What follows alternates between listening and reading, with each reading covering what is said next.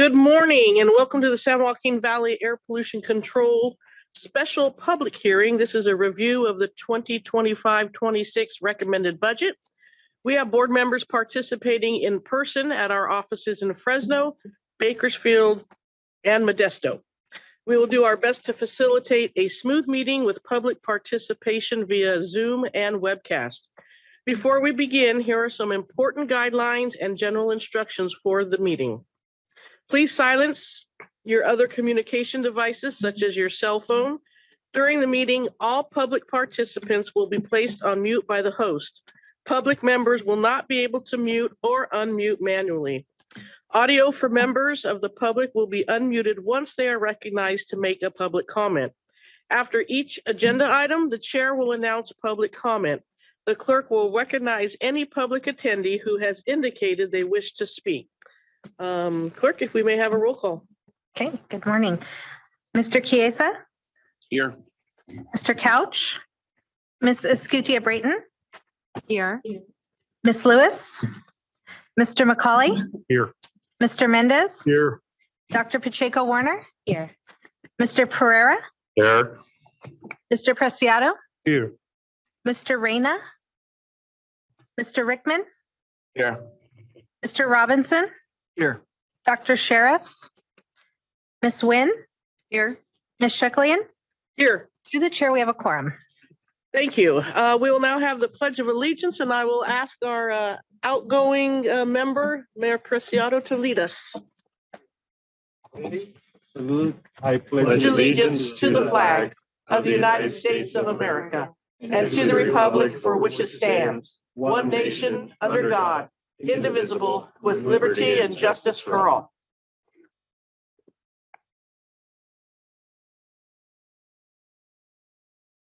All right. Our next item is our main item. This is a public hearing for review and comment on District's 25-26 recommended budget. We will hold this public hearing for the exclusive purpose of reviewing and providing the public with the opportunity to comment on the district's 25-26 recommended budget, set June 19th, 2025 for public hearing to consider adoption. Samir. Morning. Morning. Chair Shuklian and members of the board. You're all having a great day so far. I'd like to quickly introduce this item and the process for the Valley Air District in preparing the recommended budget for the district for the new fiscal year, which runs July 1st of 2025 to June 30 of 2026. Under board policy, the first step in reviewing the recommended budget with the board is an ad hoc budget subcommittee, which is intended to help guide the formation of the budget as required under state law. And I would just want to express a lot of gratitude and just appreciation to the budget subcommittee that met last month in April and provided policy guidance for the 25-26 budget. Wanted to recognize the members that were on that subcommittee, which consisted of Chair Shuklian, Councilmember Escutia Brayton, Supervisor Rickman, Supervisor McCauley, and Dr. Pacheco Warner. Thank you all for your service to that subcommittee. After the budget subcommittee, under state law in May, which is this hearing today, your board holds the first of two public hearings, and this one with the exclusive purpose of allowing the public an opportunity to comment on the budget, and there is no action by the governing board today. This hearing must be separate from the public hearing at which the district adopts the budget, which is being scheduled for June. Every year, we go through a detailed presentation to outline the priorities in the coming year and what we aim to accomplish with the budget in the coming fiscal year. In accordance with your board's guidance and direction, the budget does not entail just a presentation around financial information and the fiscal details of the budget, but also provides a detailed report of how we've put the funds this last year to use in accomplishing our mission. We identify what our priorities are in the coming year for, again, accomplishing our mission. And ultimately, it's a process that really just reflects the board's belief that we hold ourselves accountable to the funds and resources that are entrusted to the Air District and meet the public's expectations, again, in furthering our clean air mission. So just really quick, and if I can get the clicker here and maybe call up the presentation and go over the agenda here. We're going to provide a report, again, a look back to the prior fiscal year, what we've been able to accomplish with the funds that have been entrusted to us. We'll share our guiding principles for the new 25-26 budget. We'll provide a summary of the outlook for 2025 and 2026 and what we see facing us in the coming year.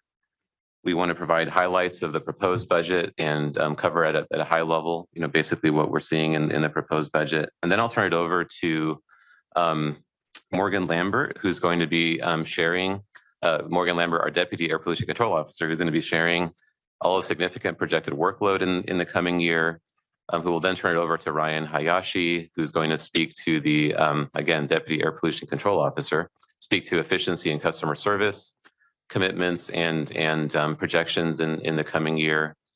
That will then transition the presentation to Shiraz Gill, Deputy Air Pollution Control Officer, to discuss the spending plan for the very significant amount of funds that we have in our emission reduction incentive program. And then we also have, I'd like to introduce our two key administrative department officials here today, Ryan Kincaid, who's a district controller, and Mario Orozco, who's the Director of Administrative Services here at the district, who will go over the revenue and expenditure details for the budget. So with no further ado, I'm going to start the presentation this morning and really just highlight really the priority of this district, which is to provide exceptional customer service to those that we serve. This last year, we did uphold that focus and provided across the range of programs timely and effective service to the regulated community, to the residents that we work with on a variety of programs. Importantly and related, we fulfilled or exceeded all of our state and federal mandates with respect to emission reductions and air quality measures that your board has put into place with ingenuity and creativity to minimize costs to businesses and implementing these different measures. And you can see on the slide here the various levels above targets that we were able to achieve for some of the key pollutants that we work again with all of our stakeholders to reduce, and we're again able to exceed our targets and quite a bit above our targets. We had effective engagement with residents and businesses and community groups in supporting new strategies and advocating for resources. We're in the middle of that process actually right now on both the state and federal level, and continue to work very hard in building that coalition, critical coalition, and trying to bring about those resources. We operated the most efficient and cost-effective grants program in the state, and we're very proud of that and continue to look for even further innovations in that program. We effectively implemented and enforced all of our adopted rules and regulations, and there are a lot of rules and regulations that we've had to work on over the years that do have a significant impact on those that operate here in the San Joaquin Valley, and did all of that with low administrative overhead, and again are proud of that ability here to your board's priority, focusing on continuous improvement and efficiency, that we were able to take advantage of technology and other mechanisms to keep that overhead as low as possible. In terms of results, the goal here in reducing emissions is to see measured progress with respect to air quality metrics. We have continued to see significant improvements in air quality, and I think that's super important to highlight when we continue to look for more reductions and expect more of those here again in the San Joaquin Valley. For ozone, it's one of the key constituents that we track and measure as part of our planning efforts, which is a summertime issue. We've seen significant reductions over the past 20 years or so with respect to ozone levels. And you see them right here in the slide, over 78% reduction in days over the 84 part per billion standard, 57% with those days over 75 parts per billion, and about a 50% reduction with the latest standard, the 70 part per billion level. So this is resulting in significant population exposure benefits across the valley. We still face significant challenges there, but we are seeing that improvement in every community in the region. With respect to PM 2.5, that's primarily a wintertime issue, and just wanted to note some of the improvements that we've seen there as well. We've seen a low average PM 2.5 concentration relative to where we started, about a 60% reduction from historical peak levels, which is a very significant improvement, an 85% reduction in days exceeding the 24-hour standard of 35 micrograms, a 99% reduction. So we get every so often, when we have some impacts from, whether it's wildfires or maybe an extreme kind of stagnation event, but basically have eliminated days over the 65 microgram standard a lot of progress in increasing those good and moderate days and reducing those unhealthy days. And we're seeing, if you really break down the PM 2.5, which is a complex pollutant, some of those key components have been reduced, those really health impactful components during the winter season. And that's really been a good sign that our strategies are working. And then, of course, with the latest data for this last year, we are able to show that the Valley has reached that 15 microgram standard. That's 20 years plus in the making, and a very significant milestone for all those in the Valley that have worked hard to bring about these reductions. As a critical component of your board's work to achieve those reductions, we this last year continued to work really aggressively here in the Valley to implement our latest attainment plans for both PM 2.5 and ozone. Those consisted of a combination of incentive-based and regulatory strategies. You hear a lot about this throughout the year. Just to highlight some of the examples of those, we've got regulatory strategies in place for boilers and steam generators, internal combustion engines, refinery monitoring, crude oil production sumps, just to mention a few of some of the ongoing commitments and measures that have been put into place here recently that continue to require and invest in the cleanest technologies to reduce emissions from these different sectors.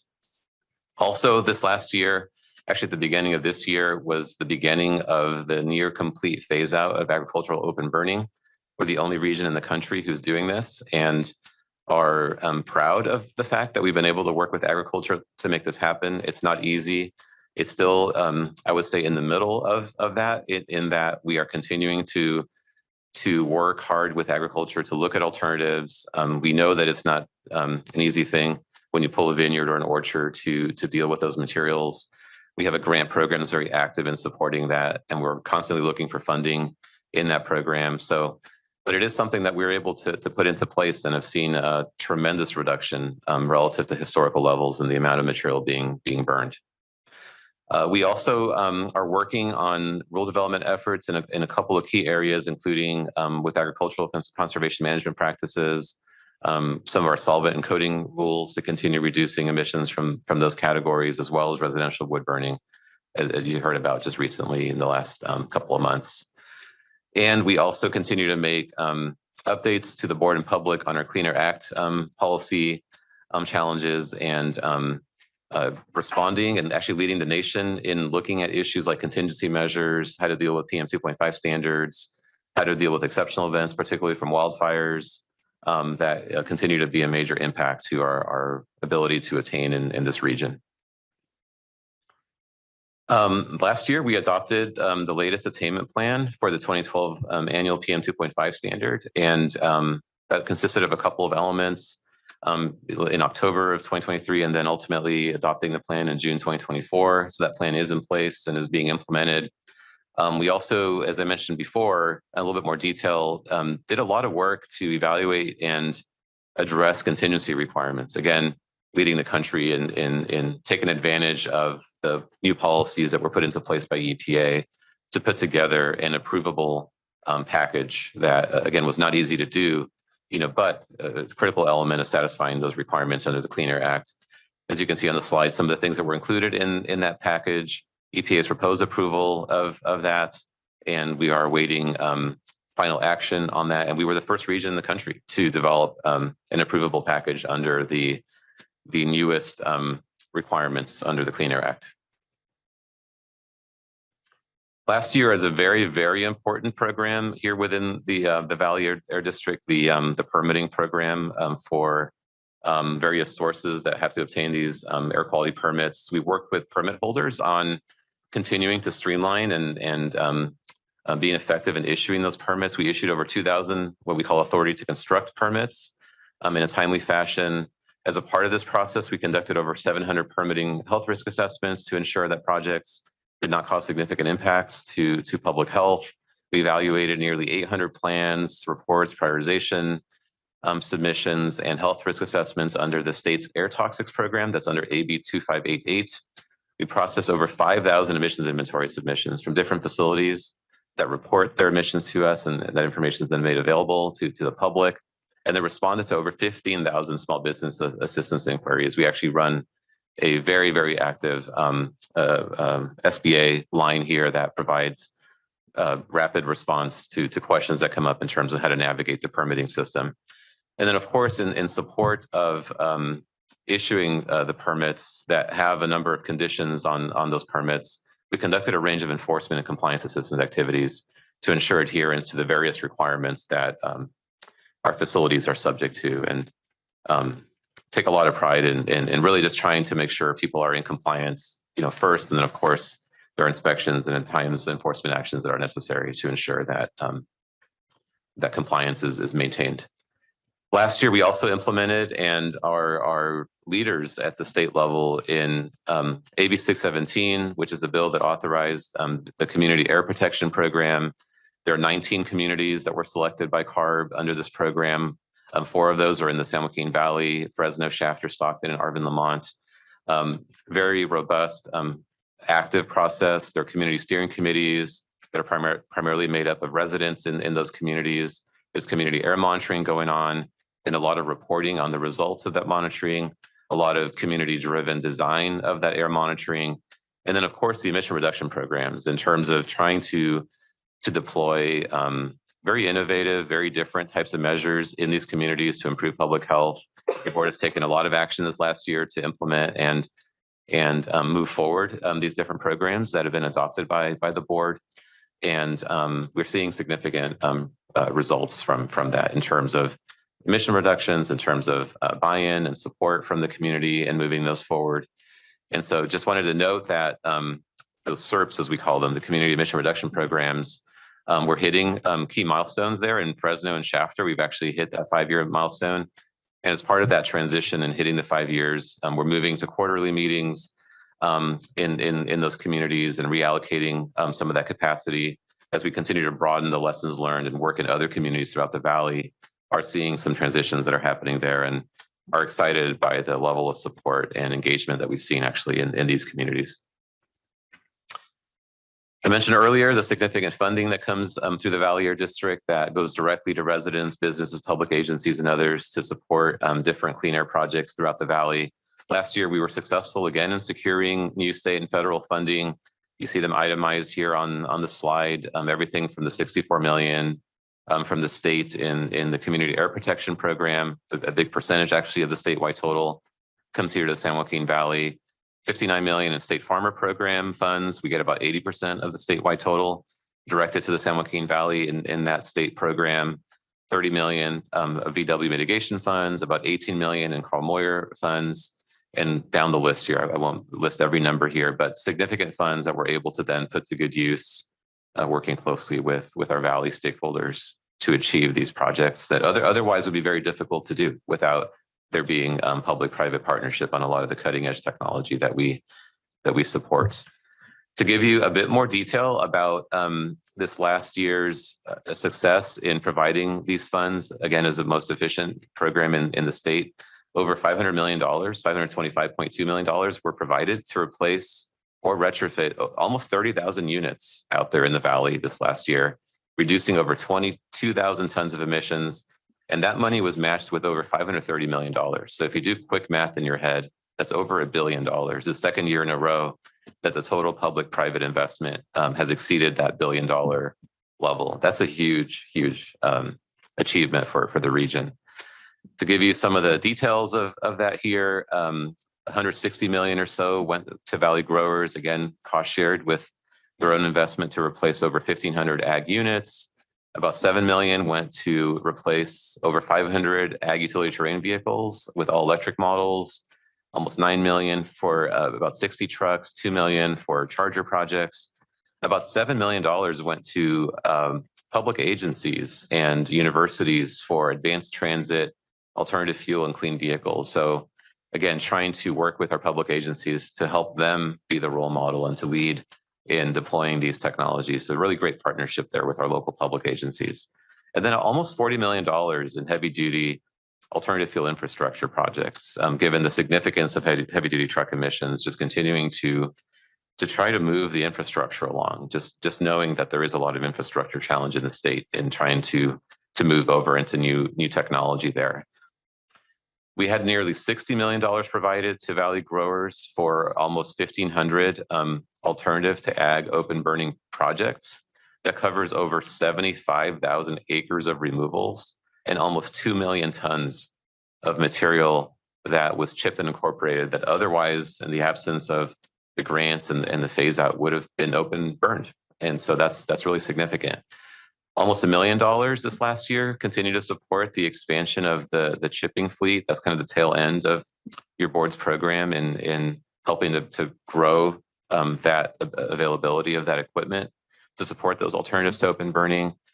We've continued to push and have seen interest in diesel yard trucks being replaced with electric yard trucks. And that's something that I think is going to be a continued priority in the coming years. We worked with dairies to electrify and deploy cleaner technology in their operations, about $7 million this last year.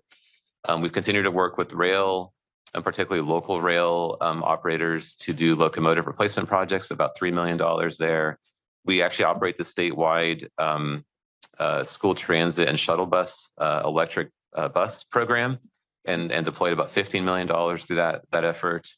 And then it's something that's really been taken off and is real exciting to see. We had almost $2 million in commercial landscaping equipment replacement projects. These are all electric technologies that are now available, commercial grade, with extra battery packs, and are actually working out in the field, and we're seeing quite a bit of interest in that for a variety of reasons: noise, obviously the air pollution benefits, and fuel savings. So I think there's a lot of value in continuing to support that effort going on. And there's a lot of money that I talked about, so I have to spend a little bit more time just outlining some of the great success we saw this last year. Again, people that are taking advantage of these funds. $14 million to repair over 2,000 vehicles through our Tune and Tune Up repair program. And we all know here just how impactful that program is to residents that can then focus on using their limited funds on other important things. You know, we bring down their fuel costs, and it really makes a big difference from an air quality and quality of life perspective. $36 million went to replace almost 3,000 vehicles through our Drive Clean replacement program. In addition to repairing vehicles, we replace vehicles as well. And then $10 million in rebates to residents for transitioning to electric vehicles through our Drive Clean rebate program. Almost $2 million went to residents for over 9,000 residential air filters. And these are critical during wildfires, but are also really useful and provide a lot of public health benefits even outside of wildfire events. And so I think we're seeing a lot of interest in that, and we reach out to communities all throughout the Valley to take advantage of those funds that we're able to bring from different sources. Over $8 million went to residents to replace over 2,000 high polluting wood burning devices. Again, with the issues in the wintertime, this is a very important component of our wintertime wood smoke reduction strategy, primarily with natural gas. But let's see a waving of the hand up here. Just one quick question or a comment on that. Of course. I do read those reports you send us, so but I recognized a name who went through the program, and they said you guys were fabulous. They were just so excited about how the whole program replacing that wood burning stove was. So I just wanted to appreciate that. Thank you. That's great to hear that feedback. And we continue to enhance the programs because I think they have to evolve over time as opinions evolve, as technology evolves. So, for example, there's a significantly increased focus on heat pumps, and how do we, have folks take advantage of that technology as part of that program as well. We also saw this is one of those. I don't want to call it an old timer program, but it's been around for some time and continues to just see significant interest from residents on a per unit basis. It's not the most costly program that we run, but it's very impactful, which is the Clean Green Yard Machine, the electric lawnmower rebate program. There's other landscaping equipment as well, and just 'tis the time actually right now for folks to be thinking about this program. With spring and maybe summer already here. I'm going to transition now away from the grant programs and talk a bit about the public outreach and engagement efforts that your board places a tremendous priority on, just given how important it is for the public to learn about the air quality challenge, what we can do to reduce emissions, how we can protect ourselves, and also just gain general public support for the difficult strategies that your board puts into place. We did work again this last year. We have a whole team that works directly and then kind of embeds this strategy throughout different things that we do. We have a lot of capacities in terms of multilingual, particularly in Spanish, but also other languages. We work very closely with schools throughout the Valley. We have over 1,000 schools enrolled in the Healthier Living Schools program, and we continue to look for opportunities to enhance that effort and make it relevant, whether it's recess and lunch and the recommendations that were recently updated, as your board heard about with Air Now, and all that is actually up and running now and has been communicated to what else we could do in terms of curriculum and science projects and some of the other areas that we continue to look for opportunities. We keep working on the tools that are available to the public and trying to communicate those as effectively. It's very confusing sometimes, I think, to the public where to get information from. You can get it on your phone. You can get it on your weather app. You can get it from our app, EPA's app, and other sources. So we continue to try to help make that as easy as possible for residents. And it's definitely a lot easier than it ever was to get that information, which is a good thing because now you can be more empowered to act based on that information. Grant funding, make sure those opportunities are made available to those throughout the Valley. There's different campaigns depending on the season, summer and winter, and things that we focus on. Social media is a huge opportunity with that continuing to grow and also evolve very, very fast, even within the social media world. So we keep trying to find opportunities within that. And then, of course, nothing replaces just direct community involvement and going to events and interfacing, talking to residents and meeting residents where they are in their own space. And that's something that we definitely look for those opportunities. And we really appreciate the board, by the way, always finding mechanisms. Just recently took Supervisor McCauley up on an opportunity up in Oakhurst, and it's the latest example of where we are very happy to go out and do whatever we can to talk about the air quality issues. We have, again, multilingual, the annual report to the community, which I'll just show off again, award-winning report that's available in English and in Spanish. It's something that we're very proud of as a great tool for the public to learn about the work that we do. And then we work very closely with media, bilingual media, whether it's events and interviews, and we're a go-to resource for the media when it comes to different air quality issues, and continue building those relationships. Talking now a little bit more about some of the other proactive measures that we take. You've heard about the new website, and it definitely have received a lot of positive response from the new website, a lot more accessible to residents. The mobile friendliness of the page, I think with about 75% of users actually using their phones to access web pages now. So having it be a mobile page, I think has made it a lot more accessible. There's Air Now is integrated into the page right on the home page, along with just easy access to different critical parts of the services that we offer. So just very proud of that. Talked about Air Now, and have developed a comprehensive strategy that we just keep every year. We keep enhancing the strategy of how to reduce wildfire emissions, prescribed burning as part of it, how the public can protect itself, the Clean Air Centers program, our work with our county public health officers, our work with the land management agencies. We just had the only of its kind meeting here in the region. Just last week, we had what we call the cooperators meeting, which is where we bring state and federal land management agencies together here at the district office to plan for the upcoming season, to hear what interests they have, their issues, how we can resolve those things. And it's why this region really leads in our ability to engage with land managers, especially as we see a lot of activity kind of in that space with recent funding developments and policy developments. I mentioned the Clean Air Centers. We also operate the Clean Air Rooms program. I mentioned how much funding was provided under that this last year. We look for opportunities to support local research. So we do interface quite a bit with researchers to see what we could do, whether help them bring money into the region or if we could play a technical role. We actually have some funding in our budget. So we're actually developing a research plan through the study agency that your board allocated towards some of the PM 2.5 issues and other issues. So we definitely want to be a supporter of policy relevant research. And just last year, we're able to do some of that work. We're the first region in the state to coordinate with CAL FIRE.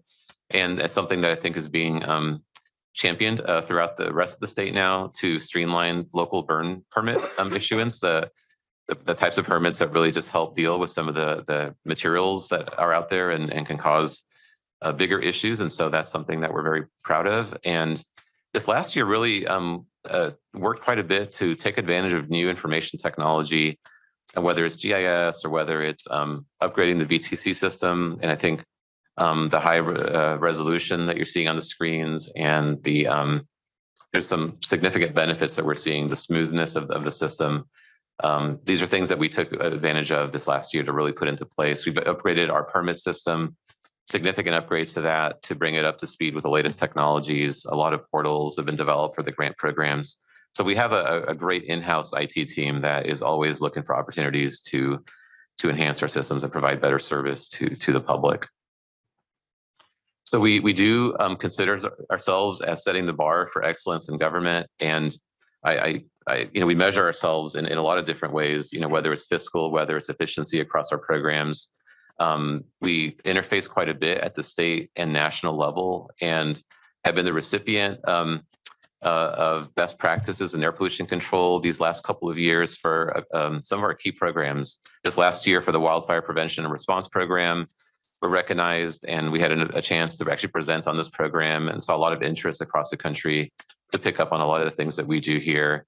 We were awarded a number of awards recently at the Fresno State STEP Summit, the organizational level, as well as innovative projects, and then the leadership level here at the Air District, again, empowered by the priorities of this board. So it's really just a testament to what the board puts into place with our budget and with the priorities that are established here.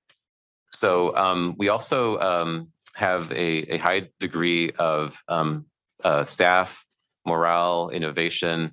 We have the STAR work culture that the board is actively engaged every year in taking a look at that work culture, which is a big part of why we're able to do what we're able to do here. We have a positive relationship with the Employees Association here at the district, and just have a wonderful staff that are able to just respond to the challenge and do all of the work that I just outlined. We, again, this last year completed successfully a number of independent program audits, and were recognized again. You heard the financial audit and got the best possible score again. And we never take this for granted. This is not something that happens all the time at every agency, and we're very proud of, and just hats off to our financial team leadership here with Mario and Ryan. They're great staff. Did a good job again this last year, maintaining our status as a low risk auditee, which means basically the best category that you can receive, with just really strong oversight and clean audits. Received the certificate of achievement again from the GFOA for excellence in financial reporting. And again, this is something that we work very hard at every year with your board's direction on. And then this last year, a couple of months ago, you heard the report from the independent cybersecurity auditing firm that took a very, very close look at our security systems, and very explicitly talked about their experience with other air districts and how well we're doing compared to them. And there's some areas that we're still working on that actually they recognize we proactively were already working on this one particular area, and just a really great opportunity to look at that independently and just make sure that we were on the right track with our security systems, and are definitely in a good place there. So I will now transition over to the budget guiding principles that were used in developing this budget. These have been developed over the years and updated per board direction, and something that is really important as we develop our budget, that we have a vision for how this budget's developed. So first and foremost, we want to make sure we have adequate resources in this budget for the excellent service that we just discussed, for issuing permits in a timely and quality basis, for issuing grants in a responsive way. Time is of the essence in most of what we do. You can miss out on project opportunities if you don't issue a timely permit. You can miss out on a project opportunity if you don't issue a grant in a timely basis. We want to make sure we satisfy all of our mandates and legal obligations, again, in a timely and cost-effective fashion. We want to have full public accountability and participation. So we definitely go above and beyond the legal requirements for developing rules or plans or some of the other activities that we do here. And that's something that the board has always expected, and we take a lot of pride in that. Effective public education outreach, as was just discussed, is always important. We're going to continue to have a lot of challenges in the coming years and a lot of opportunity for getting the public involved in that. So we definitely want to make sure we maintain that principle. We need to base everything that we do on sound science and modeling so that the strategies that we develop are actually effective at achieving their objectives, and that comes through good science. And then, of course, always continuously improving the programs and innovating in everything that we do. The Valley has unique challenges, and we're always leading in a lot of respects, whether it's Clean Air Act or some of the other measures. And innovation is key to making sure those things are successful. We employ zero-based budgeting here. This is something that we take very seriously.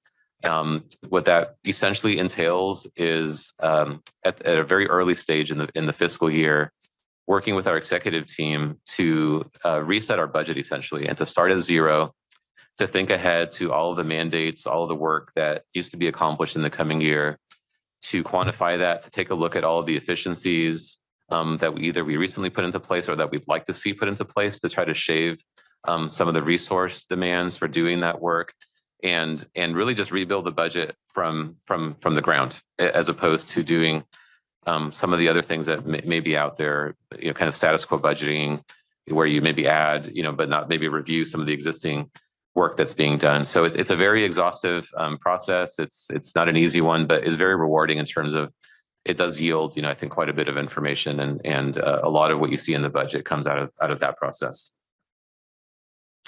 We want to make sure that the budget includes a means to accommodate some of the state and federal budget uncertainties, and there's, whether it's reserves or other parts of the budget, it's something that we think about constantly.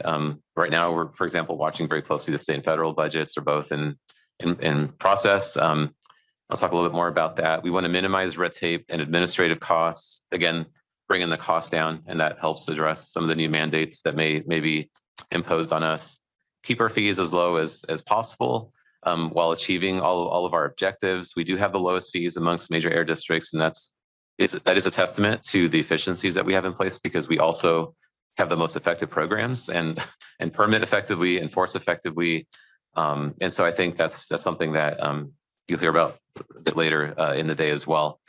But also, the part of that's advocating for resources, making sure we have resources here, and just implementing efficiencies and streamlining whenever we can to reduce the overhead. As far as a fiscal outlook for the coming fiscal year, we do see that our stationary source operating revenues remain stable, and that is one of the significant revenues that we have here at the district. We did conduct this last year a fee evaluation and went through a public process to look at our fees, our permit fees, and we do have later in the day consideration of fee enhancements that are before your board for consideration. And if approved, those revenues would be updated in the budget and reflected in the June budget adoption. And it is something that we take very seriously, and you'll hear more about that in the next meeting here. The state and federal operating grants are projected to be relatively stable. We do get a few funds from the state and federal government, operational funds, the 103 and 105 from EPA and the state subvention. We are watching these budgets very closely. The May revise, the governor's budget came out yesterday. There's still a lot of details to be worked out. The budget in some ways was a very high level budget. So some of the expenditures are still being negotiated. It's going to probably take until about September to work it out between the governor and the state legislature on both the Assembly and Senate side. There are some key funds in there.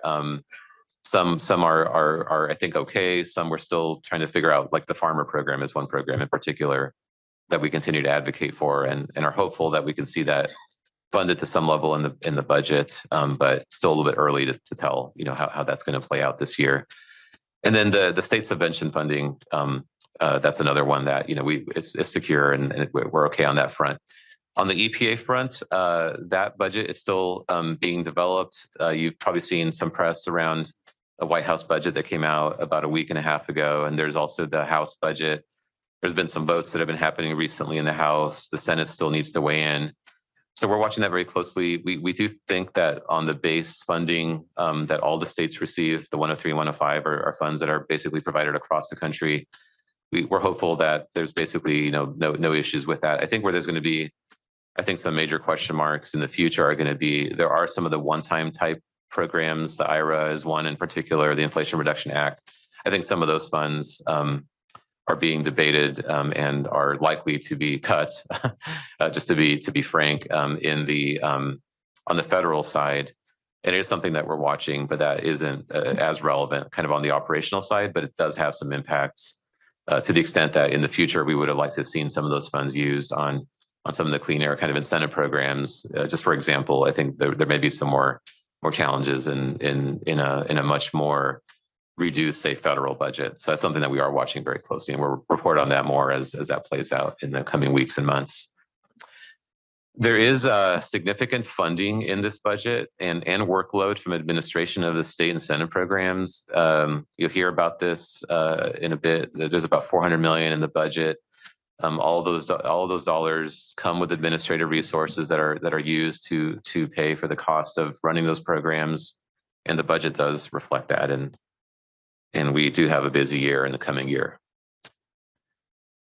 Some of the strategic challenges and opportunities in the coming year are there is still a lot of need to continue our efforts to reduce air pollution and improve public health through our different plans and measures. We've made a lot of progress. We've met some major milestones like the 15 microgram standard, but we do have a 12 microgram standard, for example, that still needs to be met. We have the 35 microgram 24-hour standard that still needs to be met.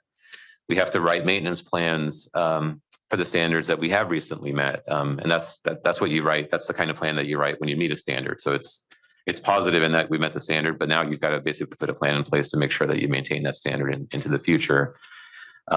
So there's quite a bit of work that we still need to do. We've got to work with Carbon EPA to make sure our plans are approved and that we don't face the prospect of sanctions, whether it's highway funds or the permitting sanctions that can happen when you don't have approvable plans and address all the federal requirements. And we still need to get reductions from mobile sources under state and federal jurisdiction. There's been, I'm sure everybody here continues to track very closely, as we all do, the developments with various mobile source regulations at the state level.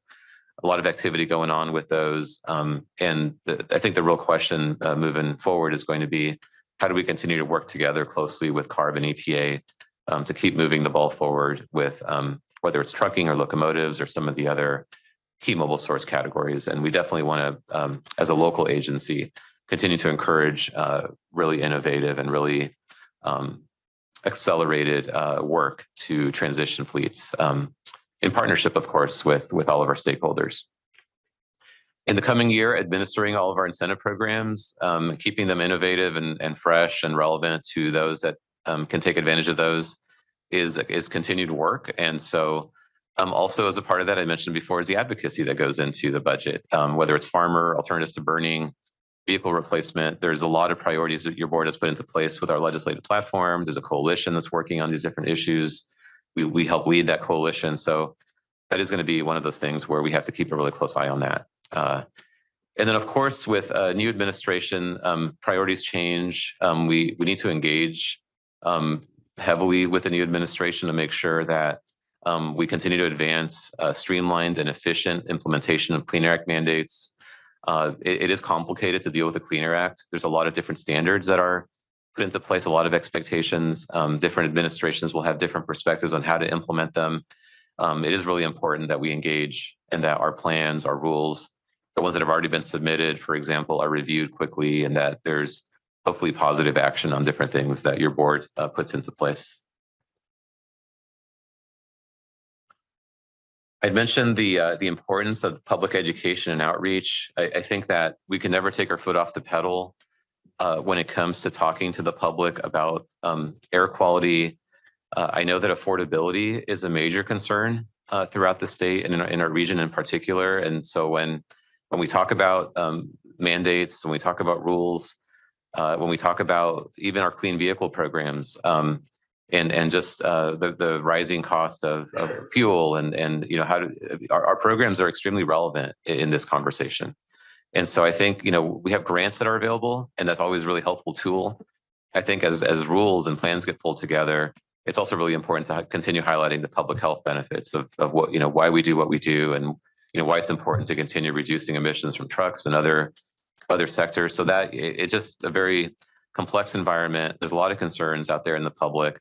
on a variety of issues. Air quality is one of those concerns, and I think we need to continue to find creative ways for keeping those dots connected and being supportive of their concerns, and also just trying to improve quality of life overall in the San Joaquin Valley. And then, of course, we can never take our foot off the pedal in terms of being excellent or having excellence as a government agency. That's actually one of the things that is really exciting about our STAR work culture, is that continuous improvement is embedded into it, and we can't rest on our laurels on different things that we do. We recognize, the diversity of opinions throughout the Valley and within the workforce here. The service is number one. We set the example in different ways here internally and try to build those partnerships with other public agencies, as I mentioned. And we're very reputable across the country. I'm really happy to report that, we interface quite a bit with other air quality management agencies and have built really good relationships with them. And we learn a lot from them, and they learn a lot from us. And I think that that's really helpful to ensuring that everything that we do here is recognized, that EPA does do the right thing on different policies. I think wherever we can find common ground on all these different issues across the country, I think that's always really helpful. I want to talk about just another kind of a strategic opportunity that the board and the agency here has. So just to remind the board, back in June of 2017, the board adopted the Pension Stabilization Reserve Fund as one of the proactive actions that the board put into place to ensure that a retirement system is on sound financial footing. It's something that's strongly recommended under various fiscal guidance and as a best practice. Essentially, the way it works is that every year, 1% of the prior year's unfunded liability is set aside, that amount set aside into this fund exclusively for the purpose of reducing the district's unfunded liability and kind of related costs. And as a piece of that, paying, the pension contributions, paying down those pension contributions as they relate to unfunded liability. So we've been in discussions with KSERA, which is the Kern County Retirement Association that the district is a member of, to take a look at the cost saving options in using this reserve fund that the board has put into place. We think we'll have recommendations ready for June to be able to take some action on that, really with the goal, again, of reducing the unfunded liability and lowering our retirement rate moving forward, making us more sustainable and fulfilling the purpose of this fund that was, again, put into place a number of years ago. So it's really just more of a heads up and something alerting the board, it's something that we're working on and something that will, we think, make our operations more sustainable and a good fiscal move on the district's part. Now, just my last slide here, going over some of the budget highlights. Overall, we have a stable proposed budget. There's a 0% increase in this budget. It does reflect the second year of the labor agreement. So there are efficiencies built into this budget. There's a 7% salary savings. This is something that the board has approved into our budgets as something that allows us to have flexibility as peaks and valleys come into different programs. And so we do have, I think, a really good stable budget proposed here before the board for action in June, again, not for the purpose of this hearing. We have a lot of workload in this budget that we are able to absorb through efficiencies and program flexibilities. You'll see some of that highlighted here in the coming slides. We have a budget that provides for strong public education and outreach, that provides for spending these funds, about $410 million in grants in the coming year, to be matched with significant funds from the private and other public agencies, and overall have adequate reserves and contingencies and a balanced budget. And with that, I'm going to turn it over to Morgan Lambert, who's going to walk through more detail about what we hope to accomplish in the coming year with respect to workload. And I will hand over the clicker. Morgan, you can take it from here.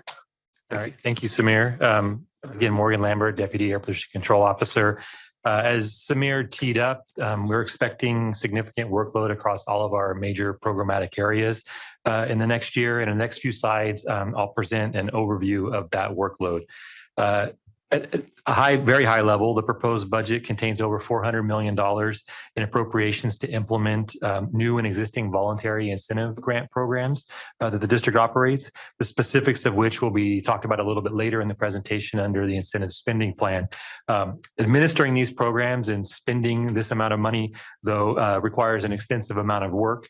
The district must partner with Valley stakeholders, agriculture, businesses, agencies, residents to identify projects for emission reductions. These are all voluntary projects, so we have to have willing partners to take advantage of the funds.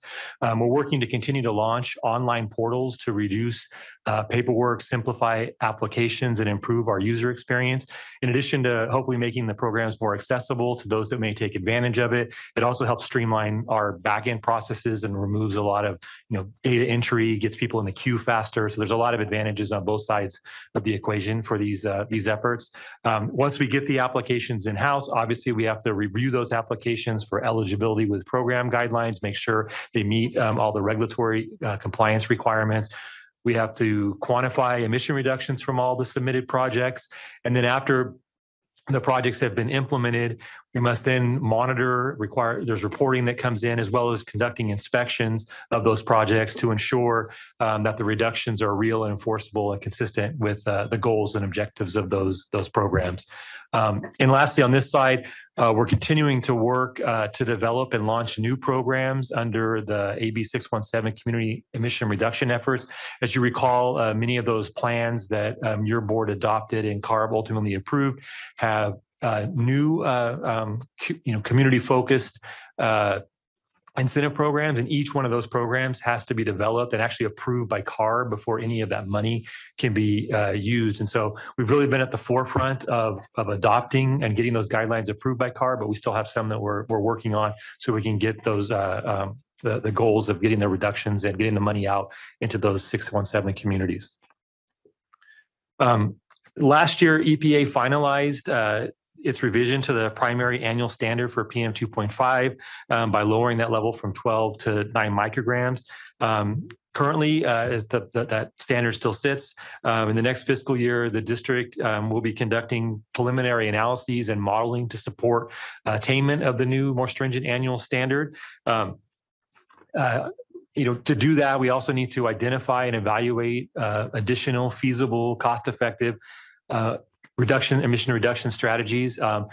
Most often, these are already for well-regulated stationary sources. So as you can imagine, this is a very daunting task at times to try to figure out ways to get additional reductions out of there. And it becomes really important to work with our stakeholders and seeing, what potential available options there are still out there as we need to craft strategies to meet the newest standards. We must continue to coordinate with CARB and EPA on addressing mobile source emissions under their authority. This has become a lot more complicated in the last several months, but we think there are many opportunities still, especially in the incentive realm, to try to bring in funding to address some of those and get the emission reductions from these categories, perhaps through voluntary programs. In addition, we are working to develop maintenance plans for ozone and PM to ensure continued compliance with in a post-attainment environment. These plans will be required for PM10. It's our second maintenance plan. With maintenance plans, you have to do a first plan that covers the first 10 years of attainment. And then after that, you have to do a second plan that covers the next 10 years of attainment. So we're in that second phase now, and we're working on finalizing that maintenance plan, and we'll do so in the next year. We're also working on maintenance plans for both the 24-hour and annual 1997 PM 2.5 standard. So there's been a lot of progress made in 2.5, and we're at the place now where we're actually working on putting those maintenance plans together for those standards. On the existing plan front, with the adoption of the 2024 PM 2.5 plan and the 2022 ozone plan, the district is now in the process of implementing the commitments that were contained within those plans. Extensive public engagement is necessary, obviously, as we move forward with developing the new control measures included in the plans. Focus areas of these plans included residential wood burning, conservation management practices, and then contingency measures. Additional technical analyses and amendments will likely or potentially be needed as we move forward with seeking final EPA approval of these strategies and plans. And obviously, we work with CARB closely in EPA in formulating those and getting them the information they need to hopefully approve our plans. Also working hard and trying to bring together a coalition of stakeholders to identify and secure and administer the significant levels of funding that's necessary for incentive programs that are called for in these plans. There's a lot of emission reductions that come from incentive measures in these plans, and we continue to work hard to try to get that funding here in the Valley and plug it into our incentive programs and get those emission reductions. There are a handful of new state and federal mandates that are requiring the operation and expansion of both the federal regulatory air monitoring network, as well as some of the state required more locally focused networks, either community or specific fence line requirements for individual facilities or types of facilities. There will also be an emphasis at the state level to conduct additional air monitoring for prescribed burn projects, and the district continues to play a major role in working with the land management agencies in implementing and helping to conduct this monitoring to make sure that while we're getting the fuel reduction efforts that we need very greatly, obviously, in the state of California, we're also making sure we understand impacts and doing it in a way that minimizes any potential impacts to the surrounding communities, mainly in the mountainous areas. In fiscal year 25-26, the district plans to complete numerous exceptional event submittals to the EPA. Each of these, we must conduct detailed analyses of meteorology and emissions during wildfire and windblown dust events with the hopeful end goal is to get EPA approval, and with the demonstration that these events were beyond the control and scope of our already very extensive regulatory and air quality management programs that we have here in place, and should be excluded from any attainment demonstrations that we put forward. We're also working to prepare documentation to support clean data determinations for both ozone and PM 2.5 standards with upcoming federal deadlines. Obviously, as we attain the standard, it shows on the monitors, but there's a lot of work that has to go in and actually bringing that all together as a package that then, demonstrates to EPA and to CARB that we've actually met these standards based on the evidence that we've collected and submitted. As we have implemented the PM 2.5 plans, ozone plans, and BART commitments in recent years, there are several new and existing rules which have compliance deadlines that are coming up in fiscal year 25-26. Implementation of these rules requires significant outreach, compliance assistance, permitting, inspections, testing and monitoring, plan and report review, and reporting, all which adds greatly to our permitting and enforcement workload. Due to the district's expertise and to ensure efficient implementation of state and local regulations impacting the oil and gas sector, the district currently implements the state's oil and gas regulation here in the Valley. That was at the request of local industries that fall in this sector. They wanted, based on our long history of working with them, they felt that we'd be best suited based on our expertise and experience to implement the state regulation as well, and CARB agreed, and we have an agreement with them. CARB is currently amending this regulation to conform with some federal guidance and regulations. This is very much in flux right now based on everything that's going on. However, if the amendments that CARB currently is currently looking at, this will significantly increase the district's workload in implementing this regulation. And as it's a new regulation or amended regulation, obviously there's a lot of compliance assistance and work with the regulated sector to make sure they understand the new requirements and to help them be able to comply with those requirements. The state has also recently created a methane task force, which is led by the Department of Conservation's California Geologic Energy Management Division, or CalGEM, and CARB, to identify and respond to methane leaks from oil infrastructure that may happen near communities throughout the state. The district is playing a key role in this effort by offering expert insight related to state and local oil and gas regulations. Our main purpose in this group is really to hope to maximize efficiency of the task force operations within the San Joaquin Valley by participating in planning of pre and post inspection activities, and to facilitate the task force engagement efforts where these activities may take place. The district is also expecting significant increased workload in the permitting and enforcement arenas over the next fiscal year, including the need to issue or renew thousands of permits to Valley businesses, assist thousands of small businesses through our SBA process as they work to navigate air quality related obligations, to inspect and provide compliance assistance to thousands of businesses, and to respond in a timely way to the thousands of public air quality related complaints that we receive each year. The district collects point source emissions inventory for thousands of facilities in accordance with district rules and state regulations. In 25-26, the district will see a significant increase in workload under the state's criteria, pollutant and toxic emission reporting regulation, with more than 1,300 additional facilities scheduled to come online and report under the CTR in 25-26.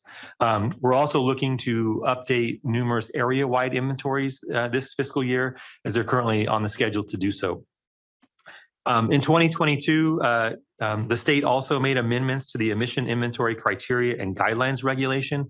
This regulation basically handles a lot of the types of compounds that must be reported through either the Air Toxics Hotspots program or the CTR regulation. And as part of these amendments, it increased the number of reportable substances from approximately 700 to over 17, or 700 to over 1,700. These changes obviously significantly impact emissions inventory and hotspots workload, and we have to work to work with the facilities to understand these changes, to understand the new reporting requirements, and help facilitate as streamlined as we can an efficient process for collecting this information and then passing it on to the state. Lastly, the district is currently in the midst of a multi-year phased-in approach to comprehensively reassess the air toxic risk for all Valley facilities under the state's Air Toxics Hotspots program. We're currently in phase 4 of this process, with approximately 1,200 facilities requiring review and analysis in the coming fiscal year. The district will also continue to build on efforts over the past few years to identify and advance alternatives of agricultural burning. We're currently in the process of implementing the board adopted and CARB approved phase out of agricultural burning in the Valley. The final phase out strategy went into effect January 1 of this year. Significant work is necessary in the next fiscal year to work with stakeholders to implement and enforce the strategy, which prioritized near-term reductions while taking into account feasibility and alternatives across different crop categories, with an emphasis on giving the most flexibility to the smallest growers that we have here within the Valley. Additionally, significant advocacy is continued and needed at the state and federal level to identify and secure funding to help aid in the transition efforts away from open burning. Many of these alternative practices can be very costly or need additional work in terms of developing those practices, and money and incentive programs plays a very vital role in continuing to make those feasible. On the prescribed burning front, the district will also be working hard over the next fiscal year to work with land management agencies to increase the use of prescribed fire and other fuel reduction efforts to reduce the frequency and magnitude of wildfires. There is a call for a dramatic increase in fuel reduction efforts and an expectation that air districts and CARB will work to facilitate that work, while also monitoring emissions and to help minimize impacts. And as many of you probably saw in the May revised budget, there was a significant increase in funding going to CAL FIRE proposed in that the governor's revised budget to continue and redouble efforts in this area at the state. On the community engagement front, with the board established priority of strong engagement, the district is committed to working closely with Valley residents and stakeholders to help communities by forging new partnerships across the Valley. The district will be working to build capacity within communities across the valley, share best practices identified in other communities, and leverage clean air opportunities and resources. Additional work will be needed to identify and secure federal and state funding to support these efforts across the valley, and to work with CARB to increase flexibility in the use of existing community air protection funds to address community priorities. As part of these efforts, the district will also need to spend significant effort on the continued implementation of AB 617. When a new community is selected under AB 617, it represents a multi-year commitment. Oh, sorry, I may have got it a little bit too far ahead. I apologize. The district must work with the community steering committee to continue to understand and respond to the needs of those communities and implement the numerous measures included in the community emission reduction programs. In this next year, the first year communities of South Central Fresno and Shafter have reached the end of their 5-year SERP implementation period. That happened back in February. And the district is now shifting focus to reporting, shifting funds to make sure to other programs within the SERPs, and strategizing on how to best meet all the SERP commitments in this next coming year. On the outreach side, the district's mission to protect public health by improving air quality in the valley relies on the public's awareness and understanding of the programs that we offer here. In 25-26, the district's clean air efforts and accomplishments will continue to be shared through enhanced public outreach and education efforts. As always, key focus areas will be to maximize the use of existing resources and technology to incorporate new outreach platforms and expand communication goals. As the public's desire for air quality information continues to grow, the district will be continuing to look for ways to enhance our public outreach and education strategies, including our public-facing air quality tools and the recommendations the district gives to schools, parents, and the general public on steps to protect themselves during periods of poor air quality. The district is committed to implementing a robust public engagement and outreach program to ensure participation from a wide variety of sectors, including Valley residents, businesses, community representatives, municipalities, and others. The district will continue to host multiple community outreach events throughout the Valley. This includes providing support, event guidance, technical information, and other resources. The district will further develop a collaborative partnership with Valley public health officers, including participation in the San Joaquin Valley Public Health Consortium. The district continues to leverage this relationship to convey public health messaging more broadly to Valley residents. And during next fiscal year, the district will continue to work with land management agencies as we pursue a variety of strategies aimed at reducing wildfires. We'll further develop our targeted public education campaigns to increase public awareness of the damage to public health that wildfires can cause, and help continue to build public support for fuel reduction efforts, including prescribed burning, that may help reduce the number and severity of future wildfires. And lastly, in terms of my set of slides, consistent with the board's priorities of using the best science and guiding our attainment efforts, the district will be collaborating with the San Joaquin Valley-wide Air Pollution Study Agency on health and scientific research partnerships and across several key areas, which I've listed here and just go over very briefly. Obviously, continuing to look at the feasibility of dust reduction strategies on land fallowed under the SGMA requirements.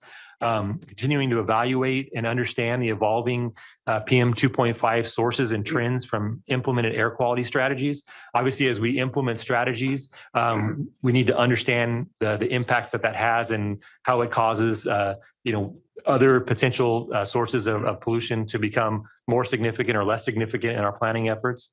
Looking at the effectiveness and health benefits from the Valley's pollutant and community level control strategies. It's always very important to both highlight the accomplishments that we've made, then also obviously tie it back to the health benefits that the Valley is seeing. Looking at improved tracking of heavy duty vehicle emissions from mobile source regulations, looking at public health impacts of wildfire smoke on Valley communities, advancing technologies for low dust harvesting and sustainable ag disposal practices, and then lastly, exploring air quality climate change connections to identify co-beneficial strategies. I will now turn the presentation over to Ryan Hayashi, who will be discussing the efficiency and streamlining measures that will be deployed to aid in addressing the significant increase in workload. Great. Thank you, Morgan, and good morning, members of the board.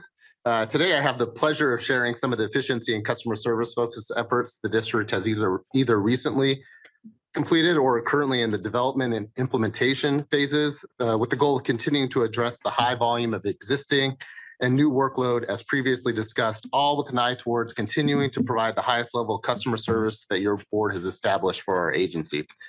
The management team under your board's direction has spent considerable time and effort promoting our STAR work culture, resulting in an extremely positive working environment where employees show significant ownership over the programs. Sorry about that. This is seen through the thousands of employee suggestions that have been received and implemented, culminating in a collaborative and solution-oriented workforce. The district's zero-based budget is one of the most important tools we use to make improvements across all departments, and it's a really great example of the STAR work culture in action. Training staff plays a key role in all our efficiency efforts, and towards that end, staff receive advanced cross-training within and outside of their departments, allowing for maximum flexibility to be able to handle ever-changing and cyclical workloads. The district also strategically uses temporary staffing, which allows us to reduce costs, minimize overtime, and to address fluctuating workloads. I'm happy to report that the vast majority of documents processed throughout the organization are done electronically, including requisitions, claims for payment, permit applications, and hearing board packets using data management software. And we continue to look to increase utilization of features offered like built-in business workflows that allow us to better track and process projects. For the first time, the district's HR team used an online system to perform staff benefit open enrollment, which was historically done in person. This new process resulted in significant time savings, both for staff and for the human resources team, while providing the same, if not better, service. The operations team developed a barcode system for large mailouts that groups documents based on company address, reducing overall mail costs due to fewer pieces being sent because multiple documents are in each envelope, and also the fewer use of paper and envelopes. It's also a customer service enhancement because you're receiving all those together one time. So instead of receiving several pieces of mail that you have to keep track of. In order for staff to be as effective as possible requires providing our supervisory and management teams with guidance and tools they need to perform their job duties at the highest level. For this reason, we are constantly evaluating and improving guidance and tools to allow them to evaluate and improve staff assignments and accountability. The district recently fully transitioned to using new public records request software, which has significantly streamlined work processes and improved and simplified tracking mechanisms to ensure all records are being properly addressed. Additionally, the new public records request system continues to expand the already extensive public information available on the district's internet site. Since the last board meeting, we are excited to report that the new redesigned website was launched, bringing a range of improvements that enhance both the user experience and internal efficiency. These updates focus on accessibility, ease of use, and improved responsiveness, ensuring that the website serves as a reliable tool for all who depend upon it. We've received tremendous feedback from end users who have shared their appreciation for the improved improved user experience. We've strengthened internal translation team to better manage requests for document translation from various district departments using less outside contractors to perform their work and allowing us to reduce our overall costs. We are also effectively using interpretation resources for public meetings with potential input from Spanish-speaking members when requested. Being able to provide Valley residents hundreds of millions of dollars in grant funding in an expeditious manner requires constant program evaluation, including actively searching for and finding new opportunities to improve processes. The grants team has developed and implemented numerous such measures and are pursuing additional ones, including continuing looking to optimize the district's grant management system, the in-house developed software that manages all grants processed, including enhancements to internal controls, project monitoring, and streamlined claim processing for faster payment to applicants. There are ongoing efforts to improve the efficiency and customer service offered through the numerous online grant portals, including alternatives to ag burn, dry clean, tractor replacement, clean air rooms, program fireplace and wood stove changeout, including adding business rules to ensure all needed application information is submitted and workflow notifications to ensure projects are being processed as quickly as possible. Customer service is also very important, and for this reason, the various grant application portals have been developed to allow users the ability to view all new and historical applications, current status of their projects, submit any required reports, and submit claims for payment. Additionally, the grants team has expanded their electronic workflows to incorporate electronic and digital signatures processes, which reduce the amount of time necessary to enter into and execute these contracts. We are also looking to continue to expand the reach of grant programs to more Valley communities by doing more in-person community events, which have received considerable appreciation from community residents and community-based organizations. To ensure the quality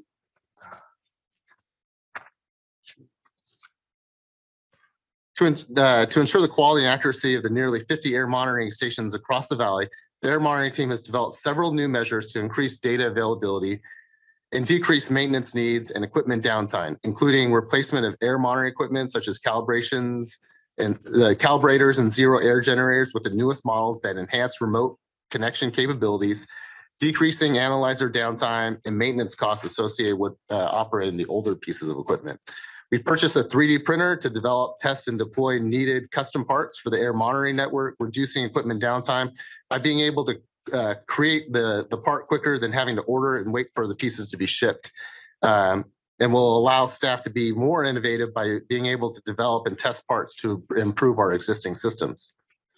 We are also in the process of implementing a cybersecurity strategy at the air monitoring stations to reduce the number of access points into district systems. In addition to the security benefits, this also allows us to remove unneeded pieces of hardware, thus reducing the level of maintenance and support needs. A new data acquisition system and remote control setup at monitoring station allows for increased control and automation of station tasks, decreasing the number of on-site visits needed. The district's air quality analysis team are using a new automated air quality data management system that has significantly reduced the time needed to perform daily quality assurance and control of data, and are currently working on adding new features to streamline processes even further. We recently completed a state-of-the-art modeling data center upgrade that will allow the district to process a high number of attainment strategies more efficiently while reducing our dependence on CARB for modeling support. We upgraded the district's geographic information system software that is providing improved data management capabilities, enhanced spatial analysis tools, more accurate geocoding, better visualization options, and increased support of 3D mapping, resulting in more meaningful presenting information being provided to the members of the public.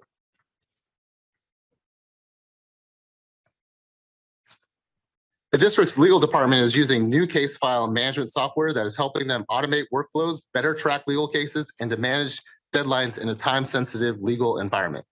To increase the efficiency of utilizing the district's EV fleet, we are continuing to look to install EV chargers at select air monitoring stations. This allows air monitoring and compliance staff the ability to charge their vehicles in their work areas while performing work on site. The district's finance team is continuing to enhance the online payment portal for businesses and residents, which also allows facilities to view outstanding invoices and make online payment via e-checks, debit cards, and credit cards. And we're currently in the process of evaluating new finance and human resource software solutions to provide enhanced capabilities, streamlining opportunities, and customer service improvements.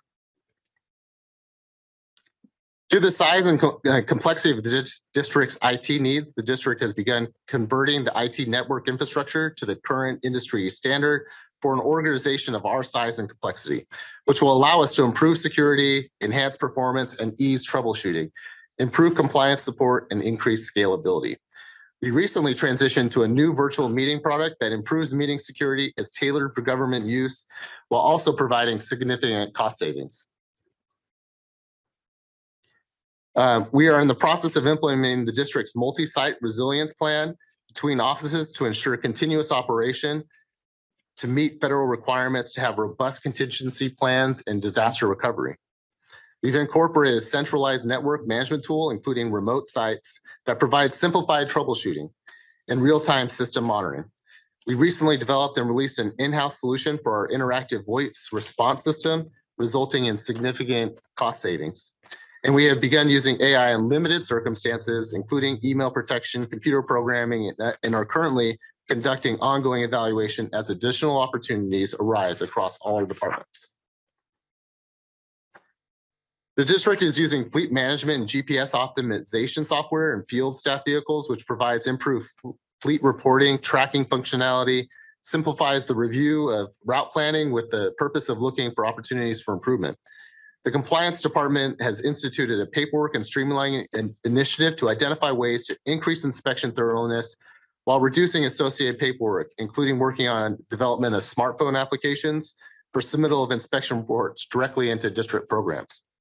The compliance team is also in the latter stages of development of dust control and asbestos portals that will allow for easier submittal of plans and notifications, improving customer service by streamlining the process for Valley businesses.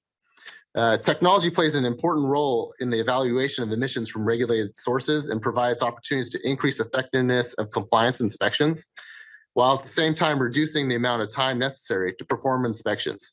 This includes the use of equipment like exhaust gas analyzers, forward-looking infrared cameras, and toxic vapor analyzers. One of the best compliance tools available to us continues to be designing educational information for businesses and the public about steps they can take to comply with our rules and regulations. For this reason, the district regularly uses compliance assistance bulletins to help educate Valley residents and businesses regarding recent regulatory amendments or changes. And we're continuously looking for opportunities to assist the regulated community.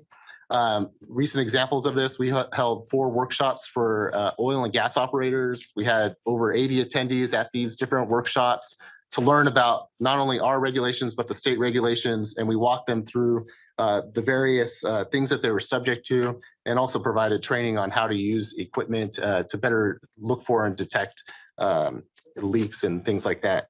We're also held one for the same industry in regards to asbestos. That's coming up later on this month. So always looking for those opportunities to educate. The Permit Services Department continues to develop efficiency and customer service enhancements, including an internally developed online public information portal that allows stakeholders access to permit-related public records, significantly reducing the number of public records requests being received. They recently completed enhancements to the web-based related tools and resources for Valley businesses to meet the requirements with the employer-based trip reduction rule, including creating a new web page with improved ability for users to submit registrations, plans, and annual survey results. The foundation for much of the district's business is the Permits Administration System program, or PASS for short, and the district recently completed a large-scale project to update PASS and are currently in the process of developing and programming enhancements that will allow us to streamline and improve upon the existing processes.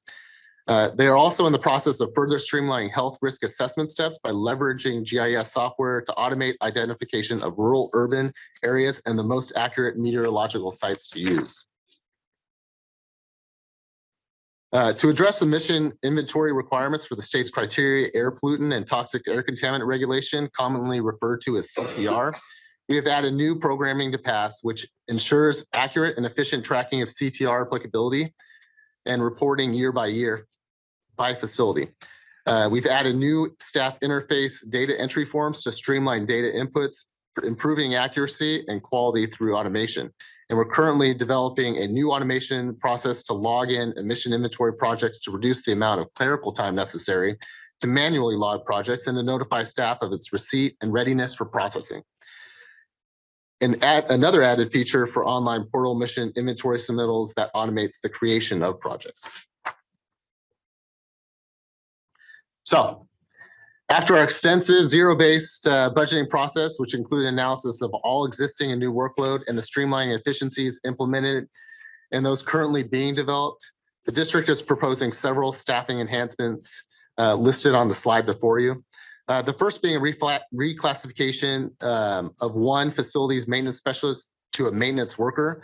By reclassifying this position, the district can more effectively align job duties with classification standards while optimizing operational efficiency and cost effectiveness.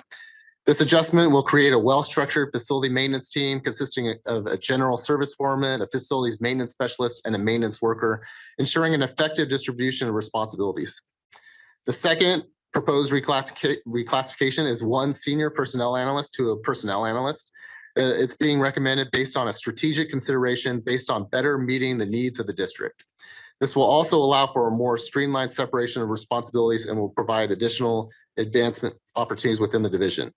The last proposed reclassification of an office assistant position to a part-time legal technician is needed to address an increase in workload in the district's legal department and will provide expanded administrative support to ensure legal matters are processed expeditiously due to the oftentimes time-sensitive nature of the work.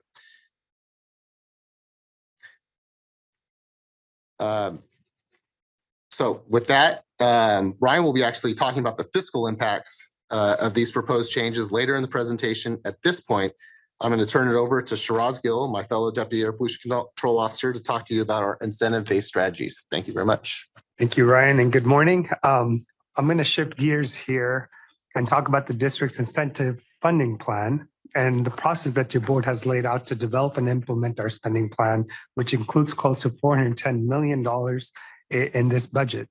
First, I'll go over the district's incentive-based strategies. As you know, the district operates one of the largest and most well-respected voluntary incentive programs in the state. First, the focus of our programs is to achieve the greatest amount of emission reductions that we can through all of our programs and get the emission reductions in the most expeditious manner in order to maximize the clean air benefits to Valley residents. Your board has always promoted that we be efficient with our programs, and we do so in our best to provide timely access to these funds participating in our programs, whether that means getting a deep understanding of procurement cycles of a business that wants to purchase new equipment, understanding the ag industry and their timeframes for purchasing equipment or harvesting equipment. We have a very large area that we cover 25,000 square miles, and we want to ensure that we conduct equal outreach to all the regions in the Valley so that everyone in the Valley has an equal opportunity to participate in our programs, and want to make it easy for everyone to access these programs. So effective outreach is very critical. Providing the best customer service, as you know, is one of our underlying principles, and it is imperative that we are responsive to our applicants and also maximizing the flexibility within these fund deadlines.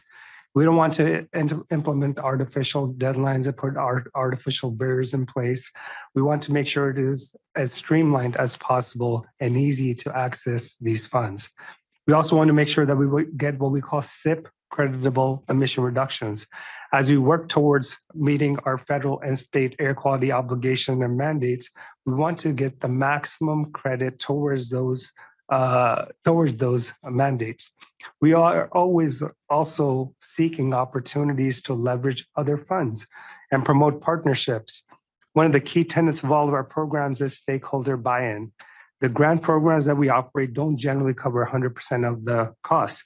So we're always looking to establish these partnerships, and we're looking to leverage the funding that we have with additional state funding, federal funding, local funding, and then ultimately get stakeholder buy-in.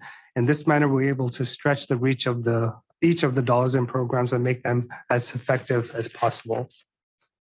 As we develop incentive programs, your board has developed some key factors in distributing these funds. Again, cost effectiveness is an important one. We want to make sure that we get the most reductions possible for every single dollar that we spend. It is important that we understand the inventory of the projects that we have in the Valley so that we can design the programs to meet the needs and demand and go after those projects. Since these are voluntary programs, we want to design our programs to ensure that businesses and residents actually want to take advantage of them. To date, the district has been extremely successful in designing programs that have broad appeal and applicability across a wide variety of sources. There are a lot of statutory funding constraints that come with these grant funds. For example, types of projects we can fund, administrative requirements that come with these funding, eligibility requirements, expenditure deadlines, other guidelines that must be met. So we have to take all these things into consideration. Another key factor is regulatory deadlines. As we're looking at these programs across the board, we have to make sure that what we're proposing works and the deadlines that are associated with these funding sources. In addition to seeking emission reductions that provide benefit in attaining federal air quality standards, the district also seeks opportunities to incentivize projects that provide direct public health benefits. A good example is our school bus program. It is not the most cost-effective program, but it does get emission reductions for more sensitive individuals like children, that are exposed to toxic diesel exhaust emissions. Your board has also placed a huge priority on advancing technology, given that we need significant emission reductions here in the Valley. And through our technology advancement program, we are always looking for those cutting edge technologies that get further emission reductions and pave the way for commercialization. For example, the Pepsi Frito-Lay zero emission and near zero emission freight facility projects, where we deploy the first of its kind electric heavy duty trucks, and most recently working with OK Produce here in South Central Fresno, another wonderful project. The district also places a strong emphasis in providing funding in a manner that recognizes the challenges in socioeconomically and environmentally impacted communities, consistent with state guidelines. As an important component, the district engages with residents, non-governmental organizations, public agencies, and businesses in developing and administrating programs with an emphasis on community involvement. Some examples of these include the lawnmower changeout, burn cleaner, transit pass subsidy, and the drive clean in the San Joaquin Valley programs. We can't do any of this unless we have projects. So the district conducts strong program outreach valley-wide and uses a wide variety of approaches such as social media, targeted outreach, working directly with industry groups, community groups, dealer networks, and other outreach to ensure that all of our constituents, businesses, residents, ag agencies are all aware of our grant programs. And overall, when you balance all of these factors into consideration, take everything into consideration, then we come up with a funding plan that meets your board priorities and reflects the need of the communities. So now I'll briefly go over our incentive spending plan. Our spending plan is broken into three major components. The first one is our community incentive programs, then our heavy duty programs, and then some of our technology advancement programs. We also work with our EJAG, and they provide us with feedback and recommendations on how we can target some of our incentive funds each year. Anywhere you see an asterisk is a specific recommendation made by the EJAG for this spending plan. So with that being said, I'll begin by talking about our community incentive programs. We have about $41.6 million total. The fireplace wood stove change-out program is a high priority for the Valley to reduce direct PM 2.5 emissions. We have about 10.4 million there. Clean Air Rooms program provides off-the-shelf residential air filtration devices to Valley residents. It's funded at 1.2 million. Wildfire Smoke Cleaner Centers program, which prioritizes funding of deployment of portable air cleaners in vulnerable populations during wildfire smoke events, is funded at about $60,000 at the tail end of this program. Drive Clean, the San Joaquin program, is a combination of the vehicle replacement program, clean vehicles rebate program, and the tune-in, tune-up vehicle repair program with a total funding of $27 million. Very successful and popular program. The Zero Emission Landscaping Equipment Voucher Program is a program for commercial operation, and our Clean Green Yard Machine programs tailored for Valley residents. Both facilitate the transition to electric lawn equipment, are funded at $2 million and $500,000 respectively. Then we have our VMT, or Vehicle Miles Traveled program, includes things like park and ride, bicycle paths, and video teleconferencing systems. Is funded at $500,000. Now we'll move on to our heavy duty equipment programs, which are a huge priority for us and get significant emission reductions, with over $231 million allocated to the program this coming year. Generally speaking, the heavy duty equipment programs achieve significant emission reductions and are extremely cost effective. So we're continuing with significant investment in the agricultural equipment replacement program, which has been an ongoing and successful program, $133.4 million in funding there. The truck replacement program with cleaner trucks, you'll note $7.6 million in funding.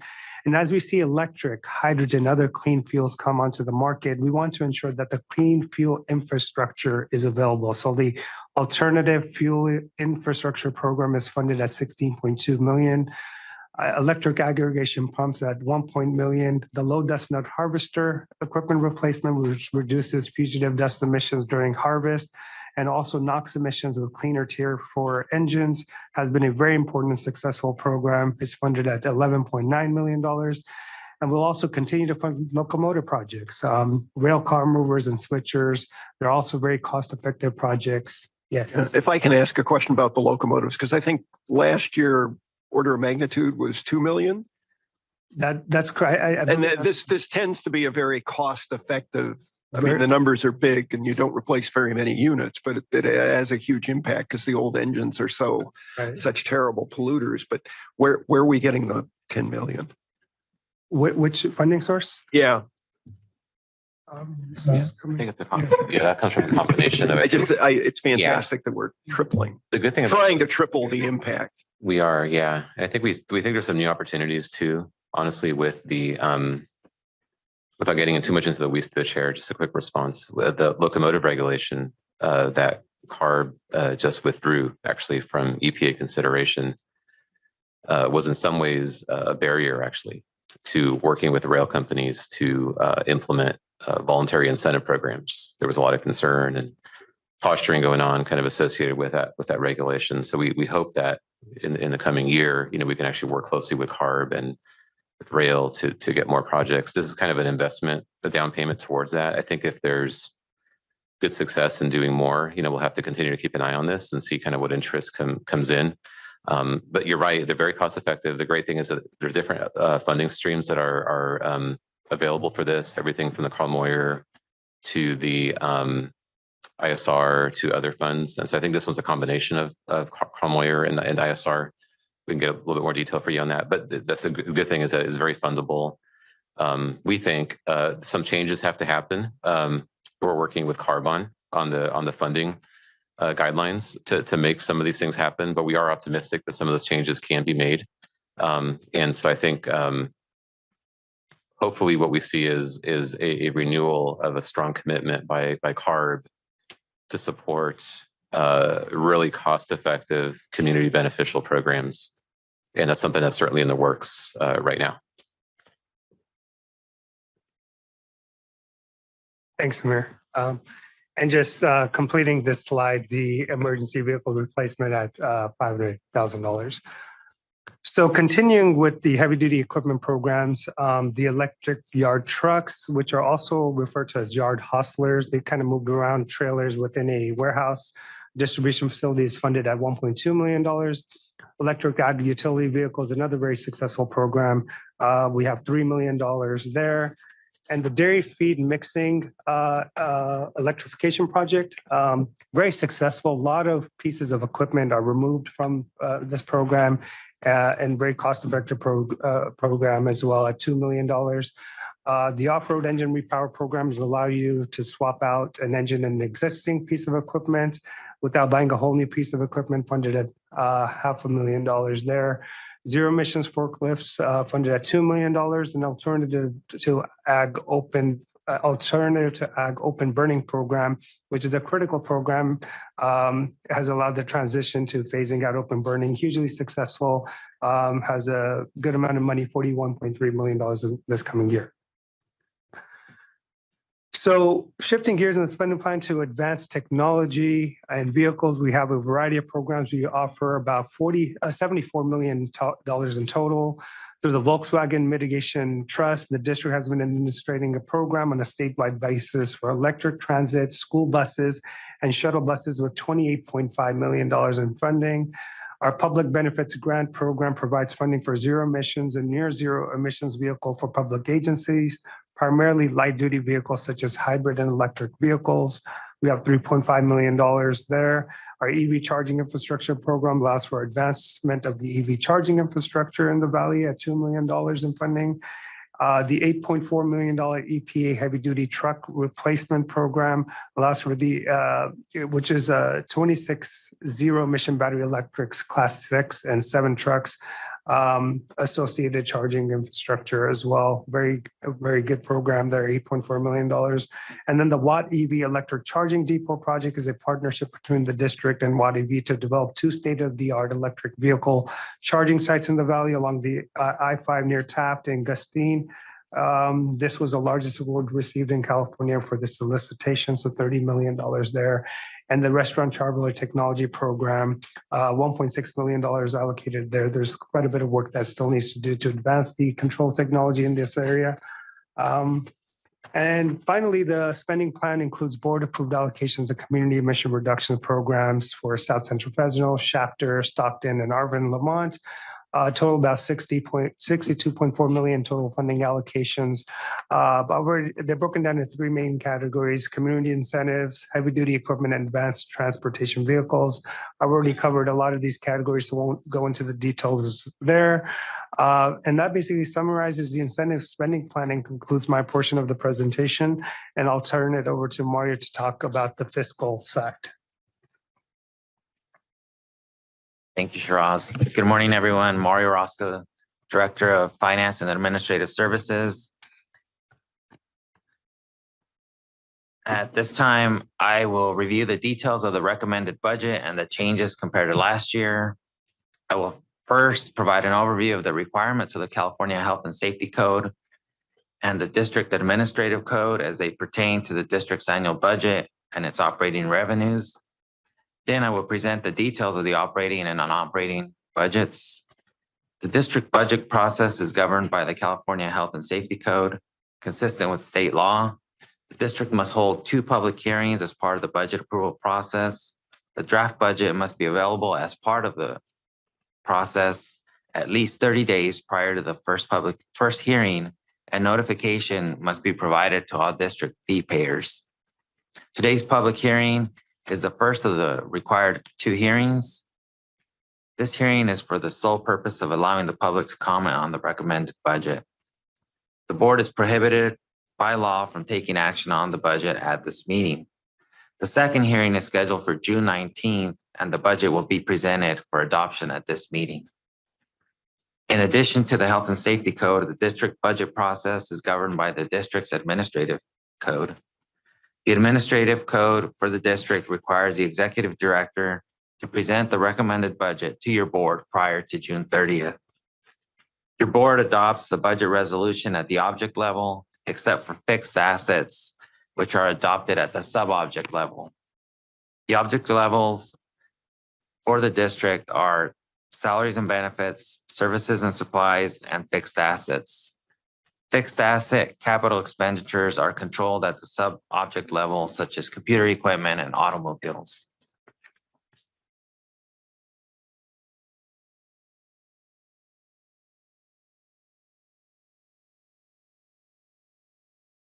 In your handout, you're provided copies of the 4-page budget summary reports. The first page is the appropriations and revenue summary. The second page is a schedule of estimated revenues, which includes both operating revenues on the top section and non-operating revenues on the bottom section. Page 3 presents the operating appropriations, and page 4 presents the non-operating appropriations. So as we go along, I will be referring to the details on these 4 reports.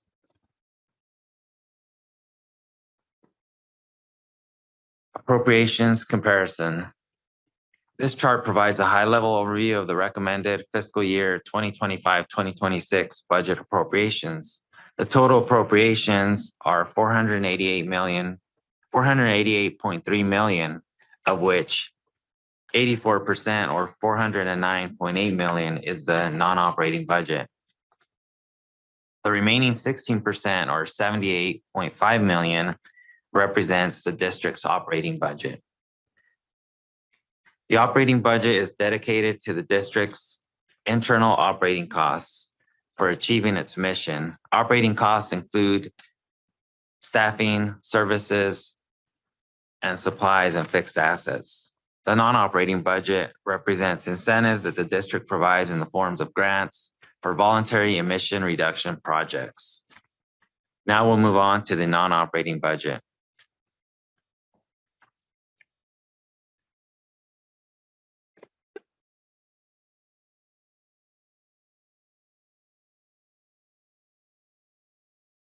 Non-operating sources. This slide summarizes a non-operating budget in one table. The column titled Reserves totals approximately $155 million and includes all estimated non-operating reserves. The next column provides a detail of the new revenues, which total $255 million. And the last column altogether totals $409 million for the 2025-2026 non-operating budget. We'll now review the non-operating revenues as the non-operating spending plan has already been covered in detail. The first line is the pass-through portion of the air toxics fees collected by the district on behalf of the state and sent to them annually. This is estimated at $70,600. DMV surcharge fees are expected to be $47.6 million. These funds are used for a wide variety of district emission reduction incentives, such as the district public benefit grants, tune-in, tune-up program, truck replacement, ag equipment replacement, and the technology advancement program. The third line there is the district's revenue for the Carl Moyer program, which is estimated at $19 million. The fourth line is the ISR and VERA funds, which is the indirect source review and voluntary emission reduction agreement mitigation fees, which are estimated at $13 million. These fees are provided by project proponents who ask the district for assistance with mitigating air quality impacts for ISR and CEQA purposes. The district will receive about $66 million in federal funded EPA DERA targeted airshed and other emission reduction programs, which are awarded to the district for the replacement of residential wood burning devices, ag tractors, heavy duty trucks, low dust nut harvesting equipment, and technology advancement programs. The non-operating interest is estimated to be about $16.2 million. This is the interest earned on the state and federal funds and varies depending on the balance and the timing of when these funds are received and spent. These funds are spent on emission reduction projects in accordance with each program's requirements and guidelines. Basically, the interest follows the principal. As mentioned earlier, $1 million of operating funds are transferred to the non-operating budget to be spent on emission reduction projects. The CEC, or California Energy Commission, funding is expected to be at $9.5 million. These funds will be used for emission reduction projects, which with grant partners for zero emission trucks and infrastructure, partners such as OK Produce and Pepsi. You see two lines for admin revenue listed here. One is the administrative fees received from state and federal government to fund administrative costs of grants and incentives. These funds may apply to more than 1 year, so any unused portion is accounted for in reserve accounts. We anticipate receiving about $12.8 million in new admin revenue. The admin fees are earned when the district spends time and resources on the administration of these programs.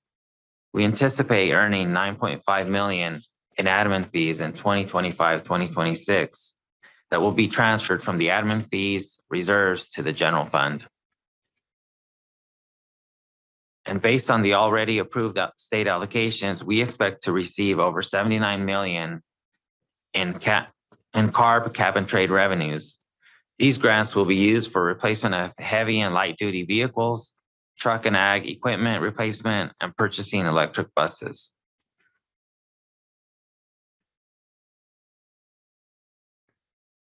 Slide 58, the operating revenue. This is actually, again, if you want to follow along, the schedule of estimated revenues, top section, operating revenue, page 2. With focus on the recommended fiscal year 2025-2026 column toward the middle of the page. The estimated permit fees for fiscal year 2025-2026 is estimated to be $21 million, which is 1% lower than the estimated 24-25 amount. Projected revenues for 25-26 is conservatively estimated based on actual revenues received this year. The Section 185 federal non-attainment fees apply to certain major stationary sources. These fees are estimated at $360,000 for fiscal year 2025-2026, which is conservatively estimated based on actual revenues received this year and also includes a 5% CPI adjustment mandated by federal law. The Advanced Emissions Reduction Option, or ARROW, fee is applied to facilities with boilers, steam generators, and process heaters in support of accelerating the deployment of advanced control technologies. We expect to receive about $5 million in aero fees in 25-26. This is $200,000 higher than the estimated revenue for fiscal year 24-25 due to recent amendments to Rule 4320 to further increase the stringency of emission limitations within the rule. Interest revenue is expected to be about $3 million. Fresno County Treasury handles the district's fund investments and provides very competitive interest earnings. For residential furnaces penalties are estimated to be $200,000 under the district's ongoing implementation of the district's residential furnace regulation. Now we'll move on to operating grants. The operating grants help the district to maintain air monitoring stations, develop air quality plans, develop rules, support enforcement, permitting, and public outreach. State subvention, EPA 105 and EPA 103 operating grants are expected to remain consistent with prior years, and revenue is estimated at $2.9 million. We expect to receive $12.3 million in state AB 6117 grants to support the district's implementation of state mandates under AB 617. This funding is included in the state's current approved budget. Next, the district is estimating $14.3 million in DMV fees for operating costs. These fees are collected for registered vehicles that are operating within the San Joaquin Valley. The grant administrative funds earned is estimated at $9.5 million. These funds are received from state and federal government on the non-operating side and then reimbursed to the operating side for the costs associated with incentive program administration, such as farmer, community air protection, Moyer, and other grant funds. Each year, the district transfers money from the operating to the non-operating budget to fund emission reduction projects. This recommended budget includes a transfer of $1 million to support incentive program implementation. This budget also includes the use of approximately $9.3 million of district fund balance. At this time, I will turn it over to Ryan Kincaid, the district's controller. He'll walk us through the changes in budget estimates compared to fiscal year 24-25 and provide further detail on significant budget changes planned for fiscal year 25-26. Thank you, Mario. And good morning, members of the board. Yes, it's still morning by an hour. So, all right. So this morning, I'm going to be discussing the district operating appropriation, and that is on page 3 of the handout that Mario was referring to. This slide here summarizes the changes in the operating budget at the object level for the total of the 3 objects in our operating budget. If you refer to your handout, the numbers I'm showing on this slide are from the budget to budget comparison column. This column shows the difference from last year's adjusted budget to this year's recommended budget for each account, and with a subtotal at the bottom of each object level. In total, the proposed operating budget shows a 0% increase compared to last year's adjusted budget. As you can see from the slide and your handout, salaries and benefits in total are up about 2.6 million.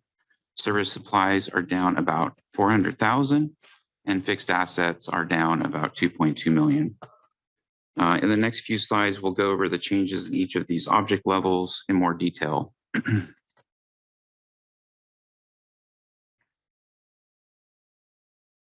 Okay. The district salaries and benefits appropriations in the recommended budget total 65.8 million and make up 83.8% of the overall operating budget. This includes salary savings of 7%. This slide details the changes from last year's adjusted budget for salaries and benefits at the object level. So this is just the changes. The changes to salary and benefit line items reflect the implementation of the second year of the labor agreement for staff, as well as proposed staffing enhancements in this recommended budget, which I'll be discussing in more detail on the next slide. In addition to the factors I mentioned, regular salaries also reflects a projected merit step increases for existing staff. The next line represents the district's temporary help. This account is for situations where work and or funding are short-term in nature. The majority of temporary help is for the support of the district's incentive programs. The decrease of $200,000 for this recommended budget is a result of the zero-based budget process and forecasted workload for the incentive programs for next year. The district operates an after-hours on-call complaint response program to address air quality concerns. An increase of $7,000 approximately is estimated for on-call pay. Overtime, which represents hourly estimates, which are based on departmental needs and established deadlines, which will require overtime for the completion of key assignments. An increase of 3% or $14,000 is estimated for the next fiscal year. The unemployment account is seeing a minimal change, reduction of $1,700. This has to do with a slight decrease in rate. The next line shows an increase of $811,000 to the district's retirement costs. There's two major components of this.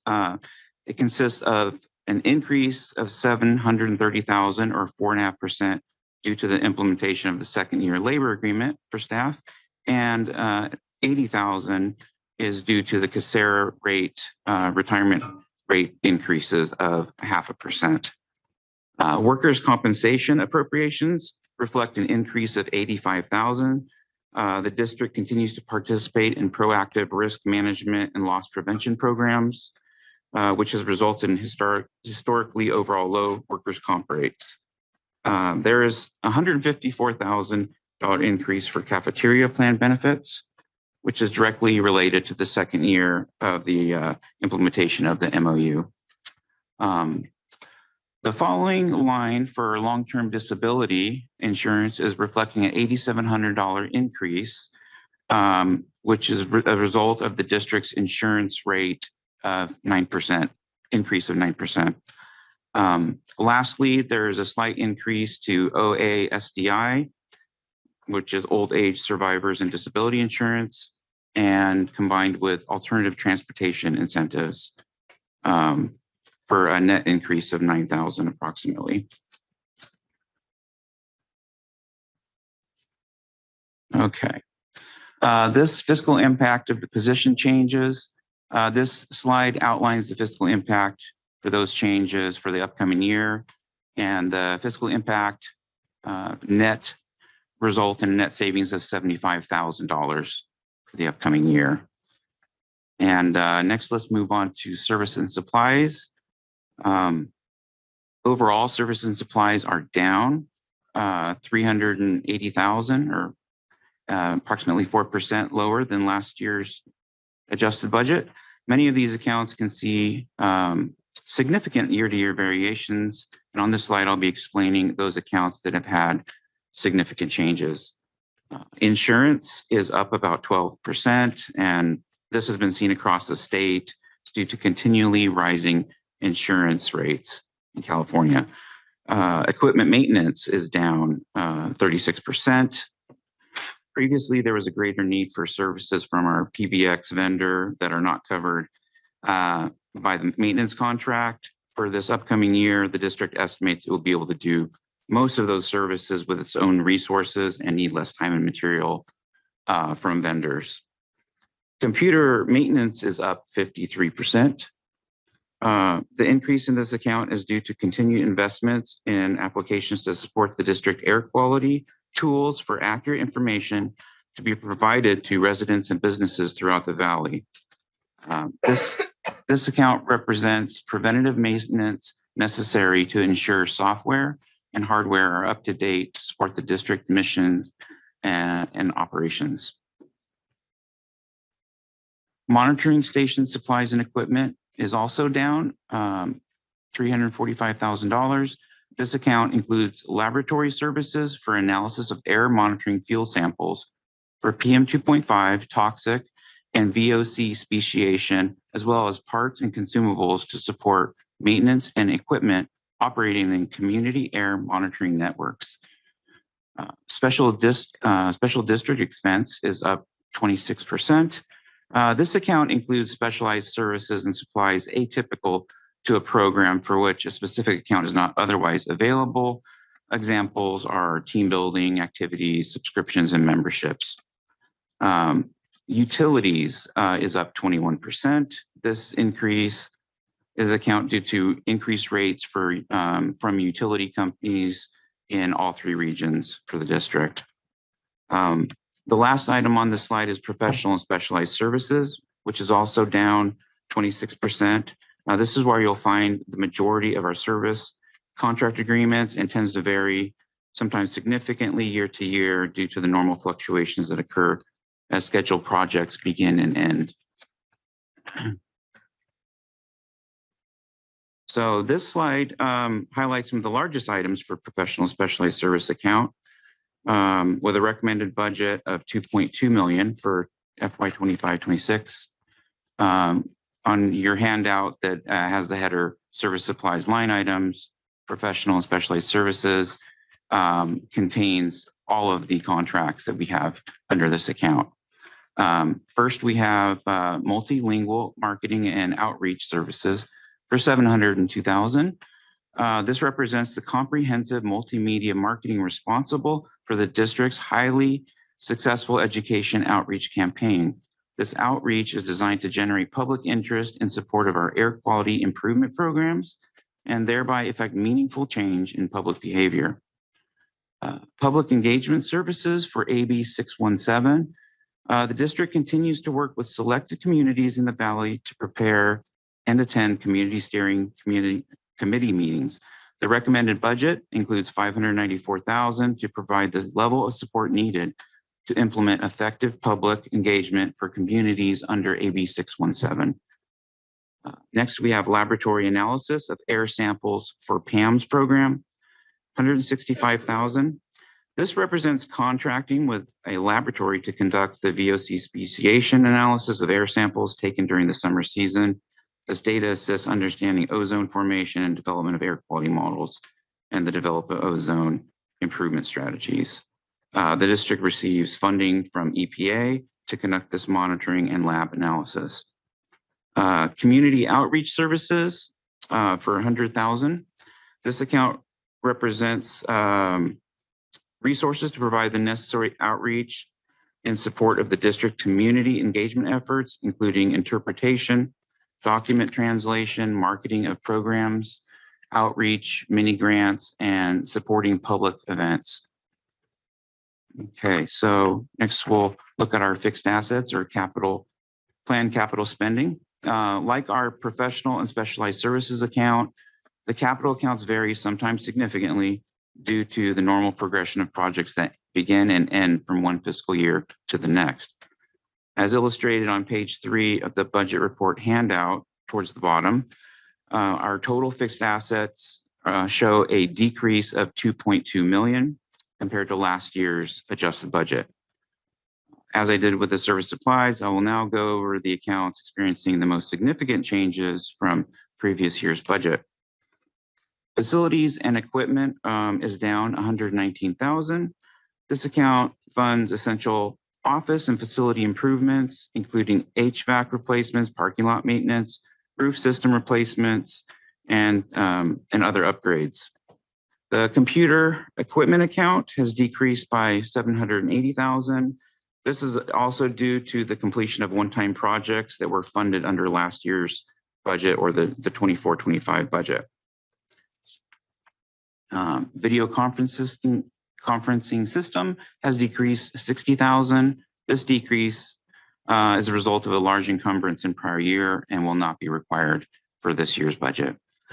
Last year, air monitoring station equipment. Lastly, the air monitoring station equipment has decreased by 1.2 million. This account varies from year to year depending on program needs. Majority of these appropriations are used to support AB 617 community monitoring and refinery air monitoring. Okay. That wraps up the recommended operation appropriations. So we'll talk a little bit about the balanced budget and adequate reserves. The reserves listed at the bottom, the reserves are listed at the bottom of the first page of your handout. Based on your board's approved policy of funding the general reserve at 20% of the district's operating appropriation, this year's reserve is set at $15.7 million. To provide necessary funding for future replacement of the district's computer and VTC equipment, the district has been setting aside funding in a designated reserve for future replacement. We are proposing an increase of $200,000 in this reserve for 25-26, bringing that reserve to $400,000. The district's building improvement reserve is for future projects such as installation of solar panels in the central office. We are proposing no change in this reserve for this next fiscal year. To provide the necessary funding for future replacement of the district's state-of-the-art modeling center, which is critical to support the Valley's Clean Air Act attainment efforts, the district has been setting aside funding in a designated reserve. This year, we are also not proposing a change in the reserve. The district is, however, proposing to add $75,000 to the monitoring equipment reserve to continue to support maintenance and enhancements of monitoring stations around the Valley in order to provide accurate and real-time air quality data to Valley residents and businesses. Your governing board also has established a pension stabilization reserve fund, and following your board established policy, the recommended budget includes setting aside an additional $1,130,000, bringing the total reserve to $8,430,000. And lastly, as in past years, in addition to the above mentioned reserves, this budget contains $850,000 appropriations for contingency.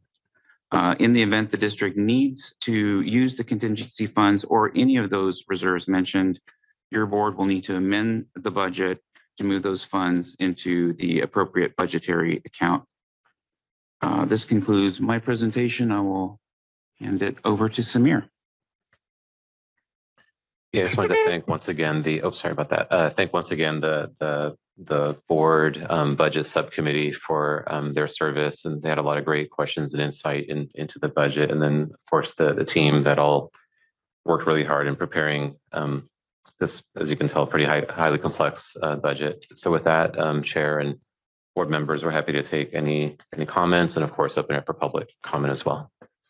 Do we have any comments or questions? Anybody need them to start over? No, I'm just kidding. Dr. Sheriffs.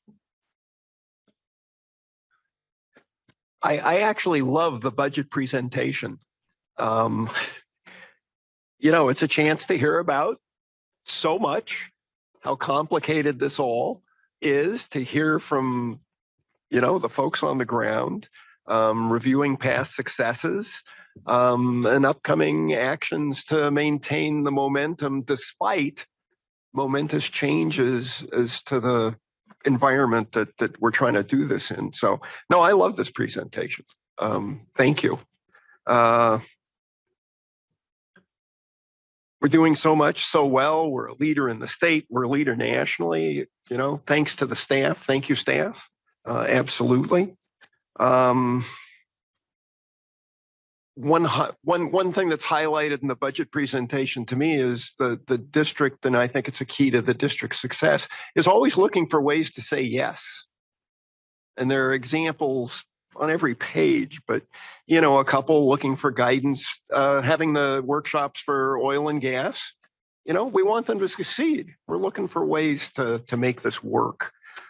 Flexibility in the deadlines. You know, we've all applied for things, whether it's through the district or something else. And, oh, sorry, you're 2 minutes too late.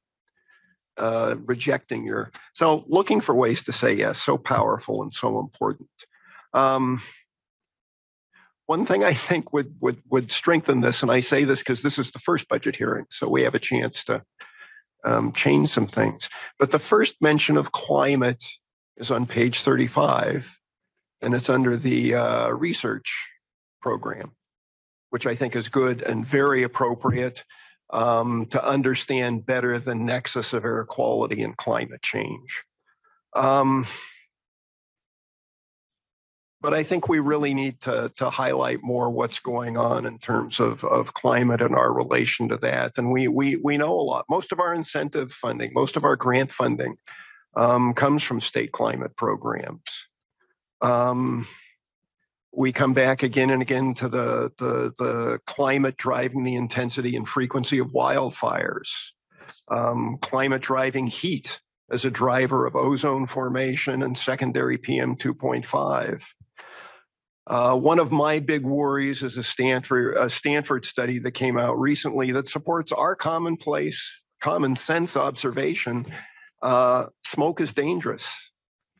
And the study looked at, I can't remember if it was last 8 or 10 years, but 25% of the health benefits of the reductions we've gotten in PM 2.5.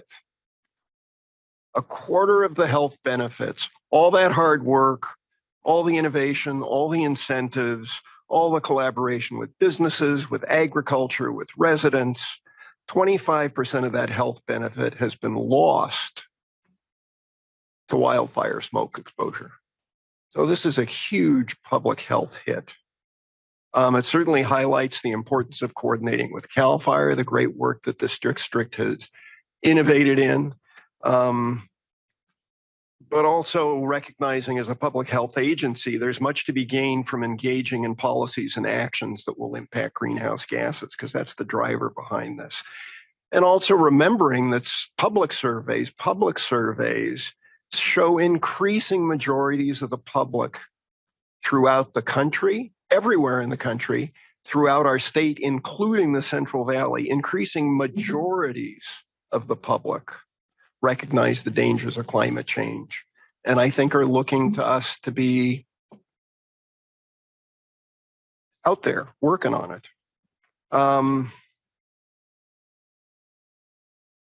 vast majority of emission impacts we all understand also have impacts on greenhouse gases and vice versa.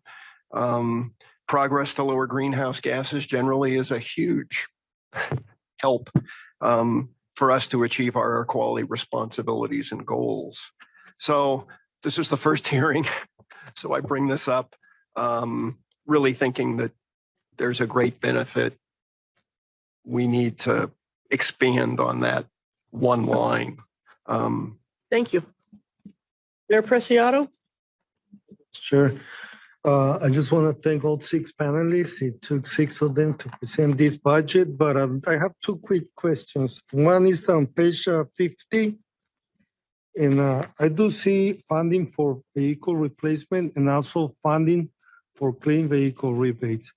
Is those 2 separate items, or is that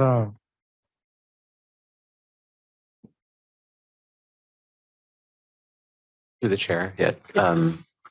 I think the question is that there are separate line items for vehicle replacements and vehicle rebates, correct? Mm-hmm. Yeah, those are definitely 2 different programs. The vehicle replacement program is the program where we work kind of hand in hand with residents to look at basically scrapping their old vehicle and then helping them get into a new vehicle, typically either a new or used EV or a plug-in hybrid. The rebate program is one that is a lesser level of funding, but provides a rebate. So if you purchase a new electric vehicle, you'd be able to qualify for a rebate, but it's not the more intensive and a lot more engaged effort where you actually scrap the old vehicle and then you get more money towards the new vehicle. They're actually 2 different programs. Mm-hmm. And so, yeah, so just a reminder to the board as well, the vehicle replacement program is one that's coordinated and worked with our partner, Valley Clean Air Now. And so we actually will often use events, the smog events, to help guide residents into either a repair or a replacement. We'll do, as you've seen some of the events now recently, also hold events maybe in the community at a local restaurant and try to get people signed up and engaged in replacing their vehicle. That's a vehicle replacement program. The rebate would just be the online, if you purchase a vehicle, you get a much lesser amount, but you get a rebate in that case. And the second question, it's on page 53 and talks about I believe this is the mega charging stations on I-5, Gaston and also Shafter. It allocates $30 million, but what is the total cost? I believe it was like over like $500 million. Yeah, Those two? through the chair again, you're correct. That project is the Federal Highway Administration funded project. Is a total of $50 million grant. So the project's underway currently. So in this fiscal year, some of that money is being encumbered, and it's going to carry on into the new fiscal year, and so that's the remaining portion of the project. And it is Gustine, I believe it's Taft. Shafter. Yeah, Taft is the other Southern Valley location for that. And it is in the works, and it's in the first phase right now. There's a lot of environmental clearance and other work that's going on. So it actually is an active project right now. Okay, thank you. I see no other questions, so thank you. I know this is an arduous task. I joke about the length, but I think it's very important, especially this next part with the public comment, to see, for folks to see the nitty gritty of what goes on throughout the year in the budget process. So I appreciate all the hard work on that. So with that, I will open up public comment. This time is made available for comments from the public on matters within the board's jurisdiction that are not on the agenda, but this is on the agenda. Actually, through the chair, So, that's a yeah, separate that's item. a separate Yes. one. Yes. Okay. This is public comment on the budget hearing. Thank you. Yes. Okay. Are there any members of the public in Fresno that would like to comment at this time? I do have one coming up.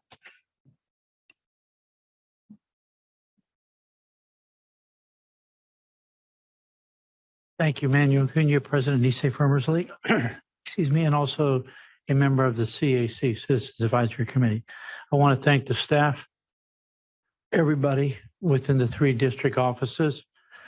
This year of 12, I will say 24, but continuing on the farm tractor program.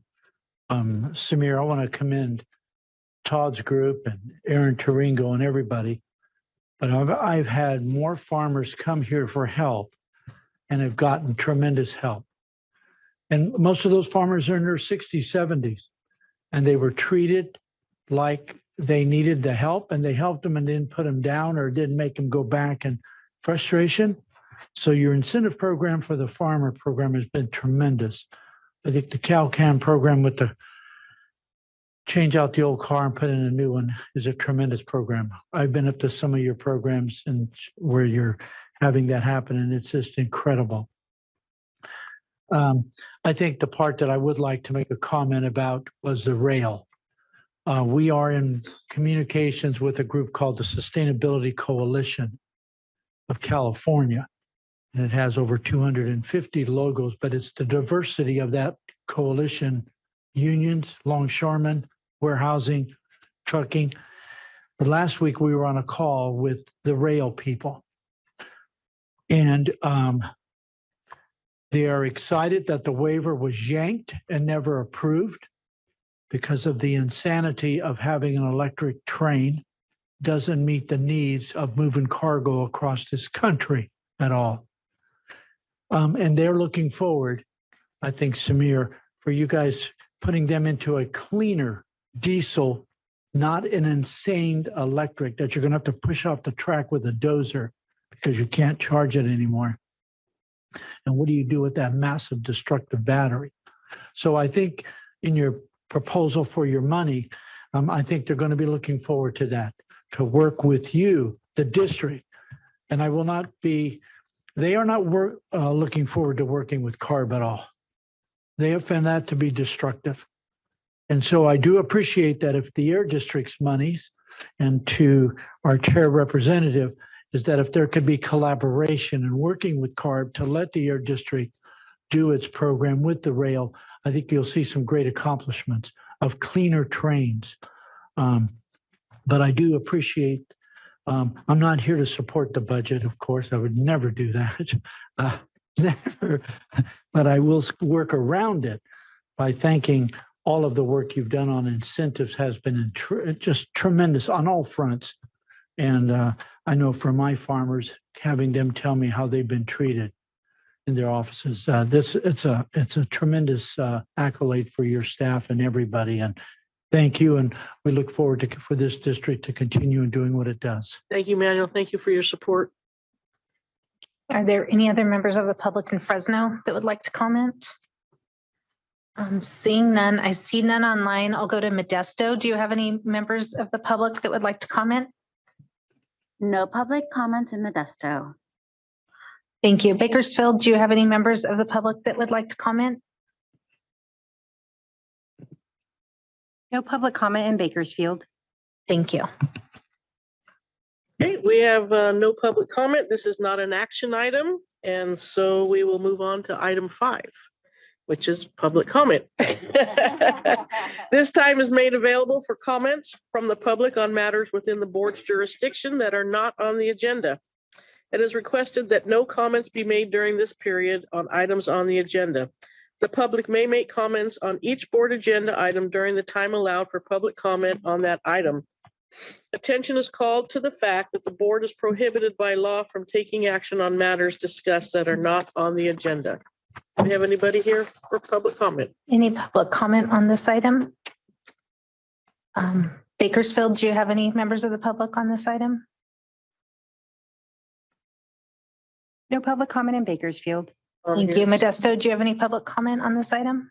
Thanks. No public comments in Modesto. Okay, I do have some online comments. Start with Connie Young. Hi, good Hi, morning. Connie. Good morning. Good morning. Hi. I'm Connie Young, Fresno resident, retired registered nurse, and volunteer with Citizens Climate Lobby, also known as CCL. I also serve on the board of the Environmental Collaborative of Central California, or EcoCenCal, which hosts our region's annual Earth Day celebration known as Earth Day Fresno. And just to be clear, we're not commenting on the budget at this point. Is that right? Correct. Okay.